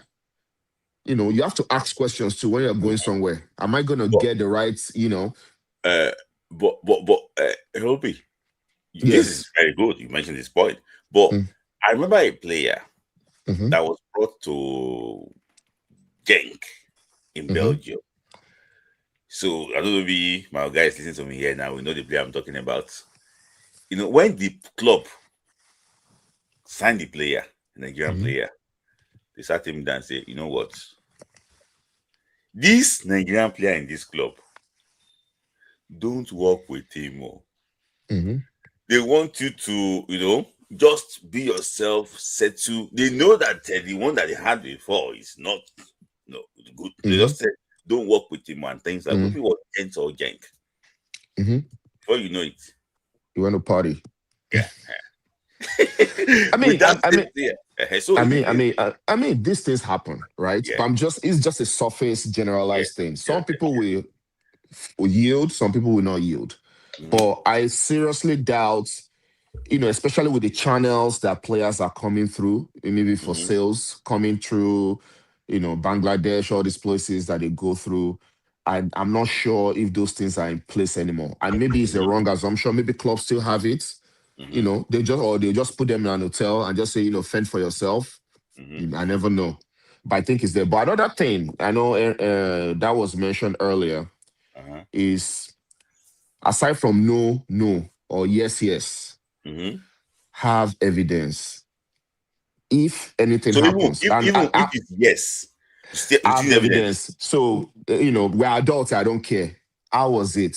When you get home, how was it? Rate it Mhm. 1 to 10. Screenshot it.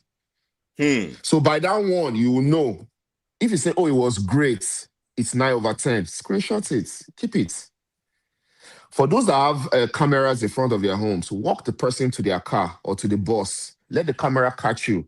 Give them a hug. Show that there was no, there are ways you can go around this thing, Hmm. right? That's how you can secure yourself. So it's not just yes, yes, because that yes, yes, yes. Now between you and the man upstairs that will know. Nobody else Hmm. will know unless you have a camera. So you have to find evidence too. because those things will help you. And I know people that has helped that I know very well that they were supposed to be in jail, but because of evidence and screenshots and the words were not contradicting what they were putting. So but that's those another point. the experience, a young 18-year-old just living in Nigeria. In fact, so that's what I'm saying. 1 minute. Let me say this, right? Yeah. In fact, Daniel Daga need to sue that club. What am I saying? He need to sue them because they're supposed to give him an orientation. When you're going to a club, when you're going to an organization, they will give you an orientation that this is what you have to do. Look at the concept, look at this, look at this. Those who are outside the country will also testify what I'm saying. If you get a new job, they will tell you, sexual consent, look at this, look at this, look at this. Sexual And harassment, stuff like all that. those things. Yeah. You coming from Nigeria that have never stepped out to Nigeria, the club have to give you an orientation. This is the do's and not to do, things that you have to do, things that you don't have to do. Yeah. That is it. That is my point. And So if they don't give it to him. Okay. Again, Opi, can you address this point on the screen too? Do you think it's any saying that? Do you agree with that? Yeah, but the law of Norway is the law of Norway. They can only appeal at this point, right? They've sentenced him, right? Already, I read it. Yeah, right? They've sentenced him. Yeah, they can try, but I don't know if he's gonna do anything. If he's gonna do anything. Yeah, sorry. He's gonna appeal. Yeah. This is not all about above 18 years. Even I myself, when I entered seminary here, they gave me an orientation about moral, ethical issues, all these things. It's not all about to Smith's Ly's point of it comes with experience. I get it 100%. I get it, but at the same time too, I'm sorry to mention it. Etimessin was a big lesson for everybody. So I think it also goes to grassroots football. I think they should introduce curriculum where they also learn history from other players, from what they've done. I think, these are kind of cases that you can learn from and find how players will not enter that same pitfall in the future. Etimessin is a great use case. Talented player. As a matter of fact, one of the greatest talents to ever come out of Nigeria. But look at what happened to him in Belgium. So I think it comes with experience, but those that have experience can also teach the younger ones that, hey, when you are talented, you can play football. But at a point, it won't be about what you can kick anymore. It's going to be more. As a matter of fact, your off-field activities can determine a lot about your on-field activities. So I think that's it for me. I wish him all the best. And go ahead. Yeah, I just want to say something before you leave that point. Do you think also is part of what he, is used to? That's what led him there, because I want something just. I remember when I just came to this country too. I just realized that I went to class one day and the guy staying next door to me. I just realized that he's no longer there again. So I was wondering that what happened to him. I just heard that our cleaner came because he thought that the cleaner is, he can give the cleaner money now. He's doing cleaning job, and this guy was sponsored from by state government, to come and do PhD and everything. So he went to go and touch where he was not meant to touch, and that was now from that place they carry him go. So I was now thinking that maybe that man is used to that. That's the reason why he did that and led him to all these things too. So this boy too, maybe probably just think that it's a normal thing now. Let's just do this. All those things. I think it comes with experience. Maybe I don't know. Maybe he's used to those type of. I don't know because I'm not even sure. So back to I think any area was saying right. If you get to a new place, the mentality is different, right? Yeah. So that's part of those listening, tapping into the word. I'm feeding off everybody now. Umbu area used the word listening, but I want to see it as counseling. Listen to counseling. When you get to a new place, you don't jump. You observe. You learn. Again, it comes with age. And I hope Yeah, other I agree with that. younger footballers will learn that off-field activities can mess you up. And I hope it comes back of it because that stigma is going to I be hope there, so man. too. I hope it comes back for it. Now to the other thing, maybe Harry, now will come for me, but I'm still going to say it. No, go ahead. So if they bring Guardiola to come and coach any Nigerian team, they can't win the Champions League, CAF Champions League. Mm-hmm. They cannot win it. And I'm going to tie it up with all these Eyimba, in relegation battles and Remo Star and all these people, right? I'm going to tie everything up. If they Guardiola to come and coach Enugu Rangers or who's stopping the league right now, I don't even know. I don't think Pep Guardiola can get anything much out of them. And even if he does, they cannot compete. Because the bottom line is we just can't keep talent. We can't keep talent. That's the bottom line. We can't keep talent. Why can't we keep talent? Why? When a player is good and he's collecting $300K and somebody wants to give me $5K, it's gonna go now. I mean, come on. It's simple. It's economics. The Naira is not good. Maybe when it was 200 Naira to $1 and they want to give him 2 million, he might be, okay, let me play for a little bit. But now, the economics of it is bad. So we just cannot keep talents. Mm-hmm. The little talents that we have, we can't keep it. So they move out. So the ones that are there, trust me, those guys playing, you think if they have the opportunity to go abroad, they wouldn't go? They will go now. Mm-hmm. Nobody's coming for them. So until we saw, that's the fundamental problem. And to be honest with me, to be honest, I feel this Eyimba Remo thing to me is potato and potato. What's the difference between NPL and the lower league? Mm-hmm. In quality? It's just a little. We can compete. So it's the fundamentals that we need to resolve. How do we keep talent? How do you pump money into the league where you can bring world-class training, you can update the coaches, you can make money from the stadiums, TV rights, branding. Those are things that bring money. How many people Shanopi can Yeah. afford to pay 500 to go and watch an NPFL game? The economy, if the prosperity is not spread around, it's going to impact everything. And back to somebody made a point earlier. Is he Nigeria must be good or something? He used the analogy of Landon Donovan. Now I'm moving around now. First of all, America has 5 popular sports: NFL, basketball, baseball, hockey, and soccer. As a matter of fact, soccer is 5th choice of sports. In Nigeria, now only soccer. Soccer is the most popular sport across Africa, but I'll speak for Nigeria. It's the most popular sport. That's the only thing. If AFCON is going on, everywhere stops. Let AFCON is over. Business as usual.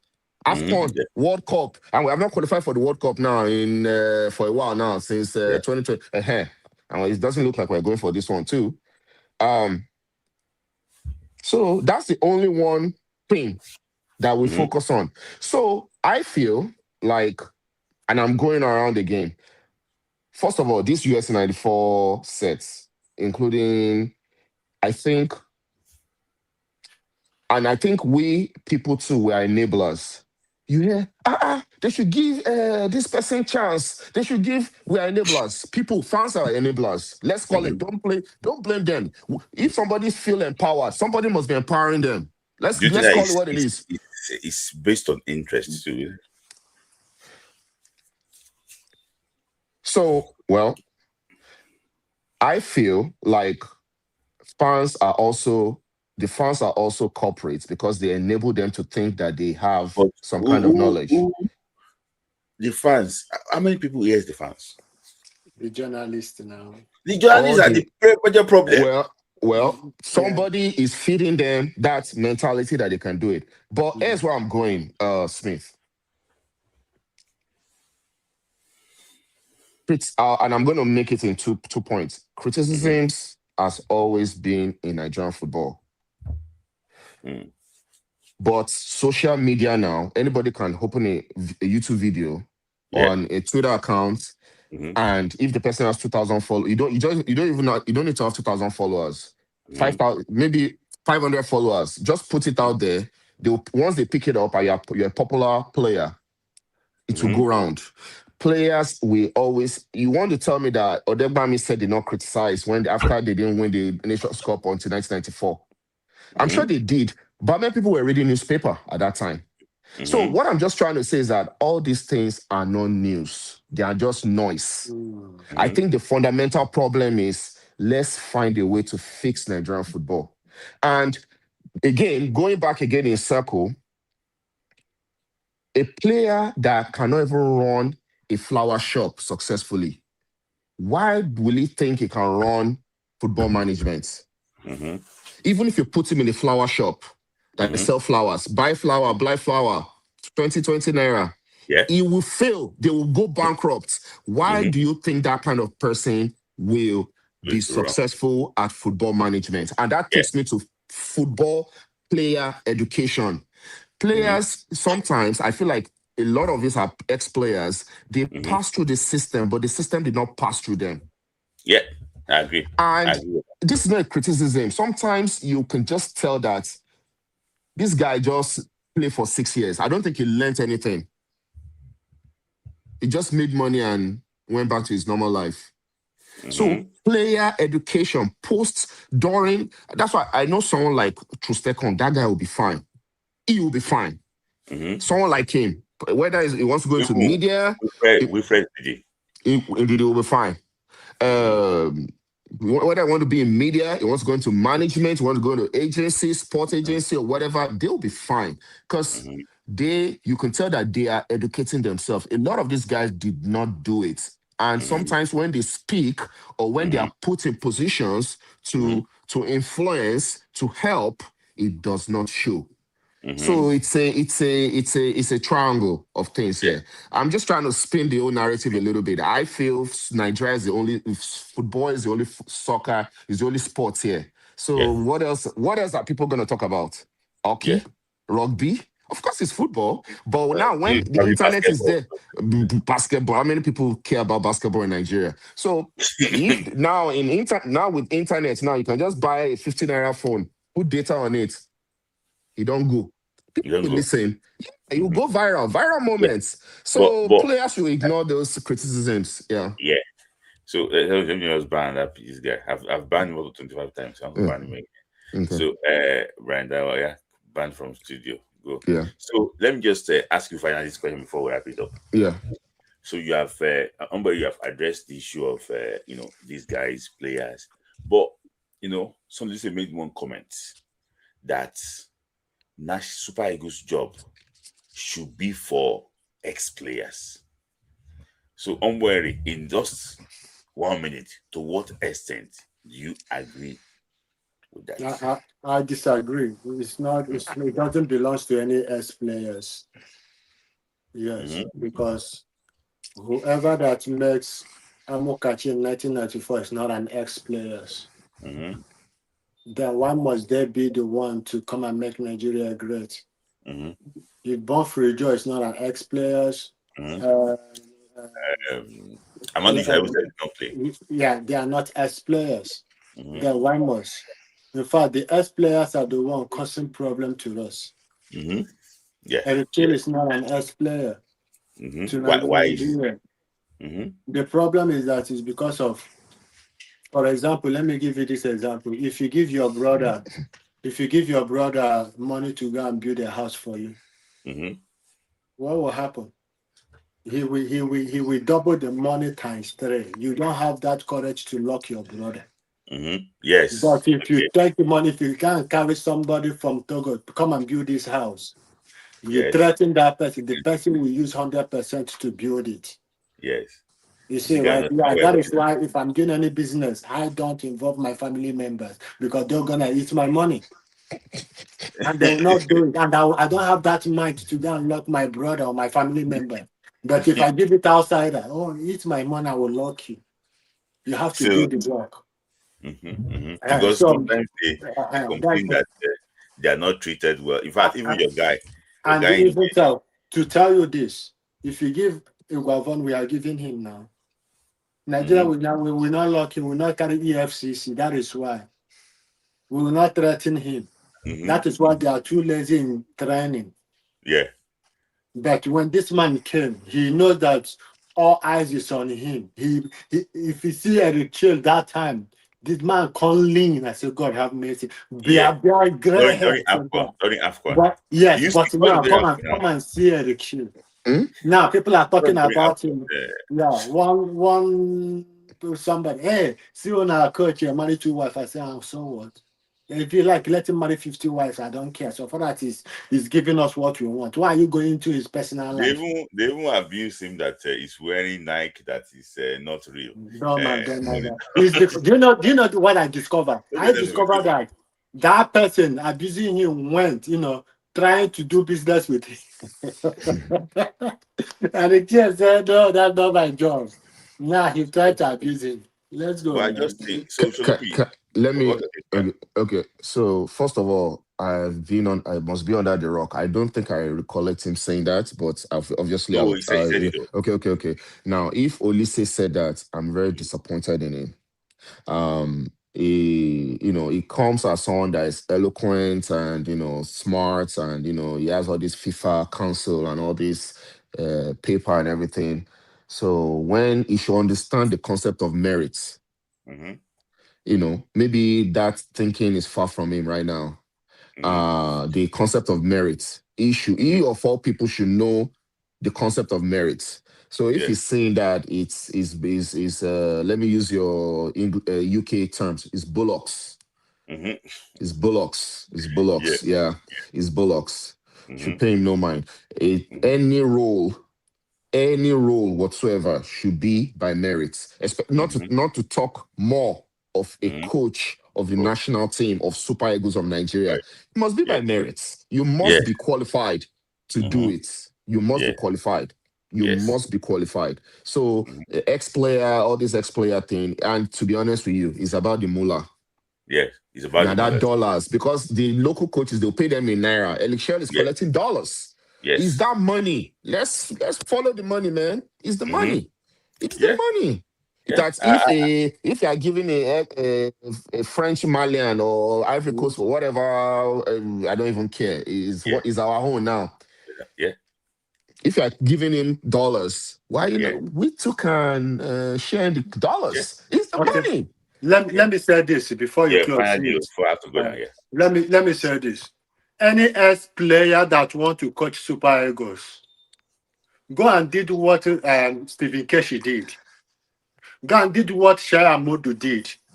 They left Nigeria. They went and go and that is why when this guy carrying CV going up and down, Otaka. If I see Otaka, I'll tell Otaka, forget about Nigeria. Go to other countries. Let Nigeria beg you. Don't beg Nigeria, because that's a dream I had 2 days ago. And I'm praying to God, let this dream not actualize.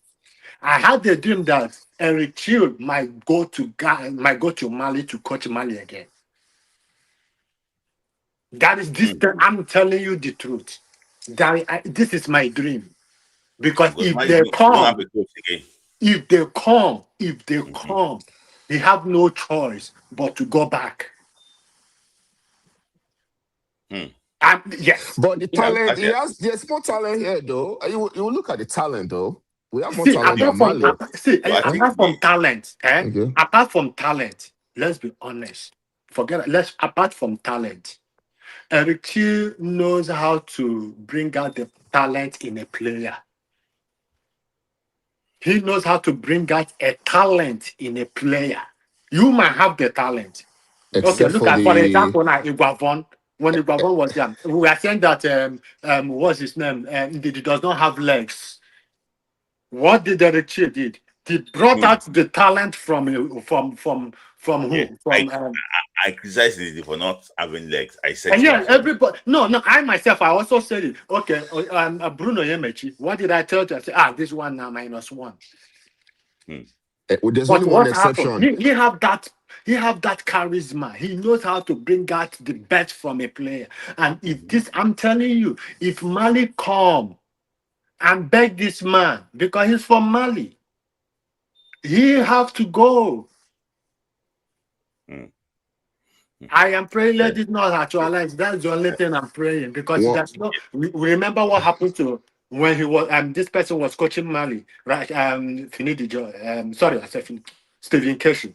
Uh-huh. What happened? Nigeria went, Nigeria. please. Yes, there's no place like home. You have to come back home. Mm. But there's an exception to Eric Shaw. That Chan Eagles, there was no way it could bring the best out of them. No, The Chan, that's one yes. exception, sir.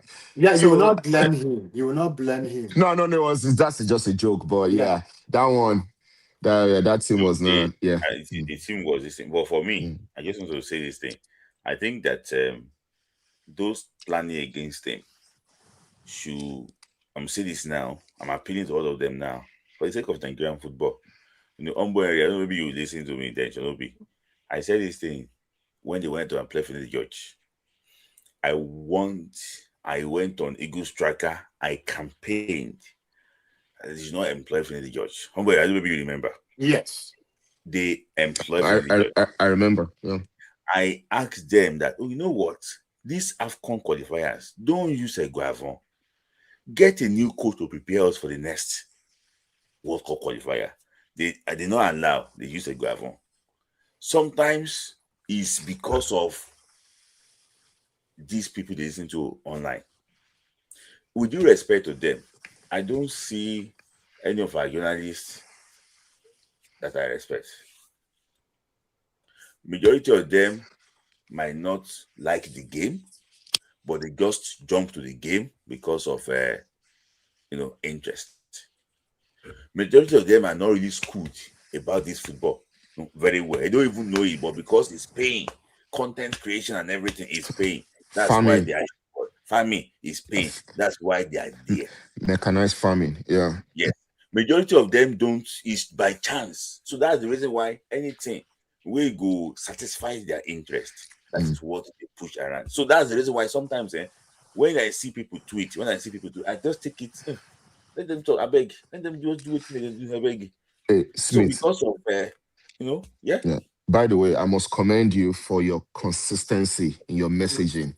I know your people were coming for you and all that stuff, but your message has always been consistent. There is a case. Yeah. There is a case and there's a case, and the case is with FIFA.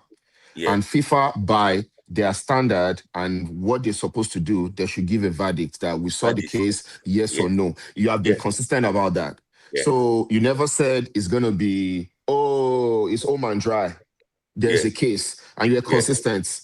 Yeah. And I commend you for that. You are the journalist, actually, even though you're not. No, I don't think you went to school for it, but you are actually you actually like the journalist because your stuff, even the 3-point deduction for South Africa, you were consistent. The FIFA thing, right? That FIFA thing where they deducted points that we qualify for the playoffs. You were consistent, even when some they do the math, so unknown journalists were saying it's rubbish. Imagine. They were saying, but you were consistent. So that consistency, please keep it up, man. Keep it up. No man, our politician, our political journalist. Yeah. So I just want to say this is that if all of us can be on the same page and leave this Nigerian football, things will be better. I just realized that when you go right, some people like to go left. And at the end of the day, it's because of the interests, and everything. For example, now I was listening to one guy. I don't know what he normally drinks before he do his podcast. Is he called Sawadino? I don't know. He said that one boy play for Ikorodu. That boy can bench on the super good player there. He go play. He was playing for Ikorodu FC. I was just saying that these are the people that sometimes the way it was shouting, I was like, oh, when they hold on, because I was like, man, no enter streets. Because I was like, these are the people that people will sit down at home and listen. That's why for me to listen to somebody for say the talk for that back home, it takes longer time for me to say. I won't lie to you. It's interest now. It's interest. Interest, because at the end of Some the of them day, have those maybe that player now you don't invest in the player. So I know say if you sell them, you go make money. Yeah. So yes, yeah, interest it's now. interest. It's interest. It's interest. So, Yeah. yo, guys, no, it's only 3 hours, 30 minutes, but thank you guys for your time. Shanopi, nice to see you again. I know that you have been Yeah. very, very busy. All the weather Well, is getting better now. we're all busy, Sha. We're all But busy, no worry, yes. we go the show. All right, no, But good to thank see you. you, man. Don't Thank you. worry. All Yes, right, my brother. thank Yes, you. nice one. All All right, right, yeah. yes. Yes, So, Omweri, a Soju commentator, CEO, Sport Global, and also thank you, Nigerian my football brother. critic. Thank you so much. Thank Yeah. you. Thank you for your time. Mhm. So that is that, guys, on today. 3 hours, 30 minutes again. Despite that, we don't even have enough to discuss. I thought that the judgment will be here already, but like I used to say it, the longer it takes for me, I think better it is. So let me see this Brian Taiwa. You just want me to ban you all the time.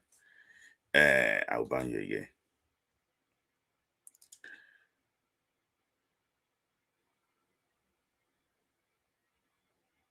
Yes, let me ban you. Let me ban you again. Sorry. So guys, that is that, and you can't block them. Don't worry, I'll keep blocking. I'll keep blocking you. So guys, the qualifiers for LA 2028 Olympics will start in September. So I'm just saying it now in case you know anybody about the NFF. The qualifiers for the Olympic game starts in September. We didn't qualify for the Olympic Games in Tokyo. We didn't qualify for the Olympic Games in Paris too. See, I will block you again. You can't block me. It's like I will block you again. Block you again. So if you know the NFF, currently we don't have a coach for the national under-23 team, and we have to start qualifiers this thing, and we have to start qualifiers for this world, and we have to start qualifiers for the Olympic Games coming up. Please, we don't have under-23 coach. It's very important. If you know the NFF, I beg, we need to start preparing now. We didn't qualify for the last 2 Olympic Games. It's becoming too embarrassing. We need to start preparing now. Who do you think should be our coach? So, Henry, we don't have an under-23 coach for now. Who do you think should be our coach? We need to start preparing now. Or else, again, we will not qualify for the next Olympic Games again in America, which I think is going to be very, very sad. So, Adamboso. So, it's just very, very sad. It is very, very sad. It is very, very sad. But thank you guys for for taking your time again today. 3 hours, 40 minutes. Very, very long conversation. But I hope that sometimes during the week to come live. And I think I said that 80% validity will be out this week. I think I would say 90% it might probably be out next week. So let's see exactly what we go. And I think it's going to be out next week. I just think before Friday, the 20th of April, of March. I think it's going to be out. So I just hope that they don't have anybody in mind already. But we need the coach now. The guy needs to start camping on that 23 now, so that we have a team that can compete in September. If they can't crash out again, it go bad though. All right, that's why I said that all those people having access to Guso, you should be asking questions like this. Ask him questions like this. That is how to engage him. Ask him questions like this. And also, okay, I was not say more than that. Utaka will be good. Let's see. He has never tried coaching, my short team before. So why will it be good for under 23? Amuneke, for me, I think Amuneke can be very good at under 23. It will not come. Will not come. Yeah. knock up. Guys, thank you guys for your time today. I'll see you again in the next one. I'm your host, Smith Lai. God bless you. God bless Nigeria, and God bless the continent of Africa. Thank you.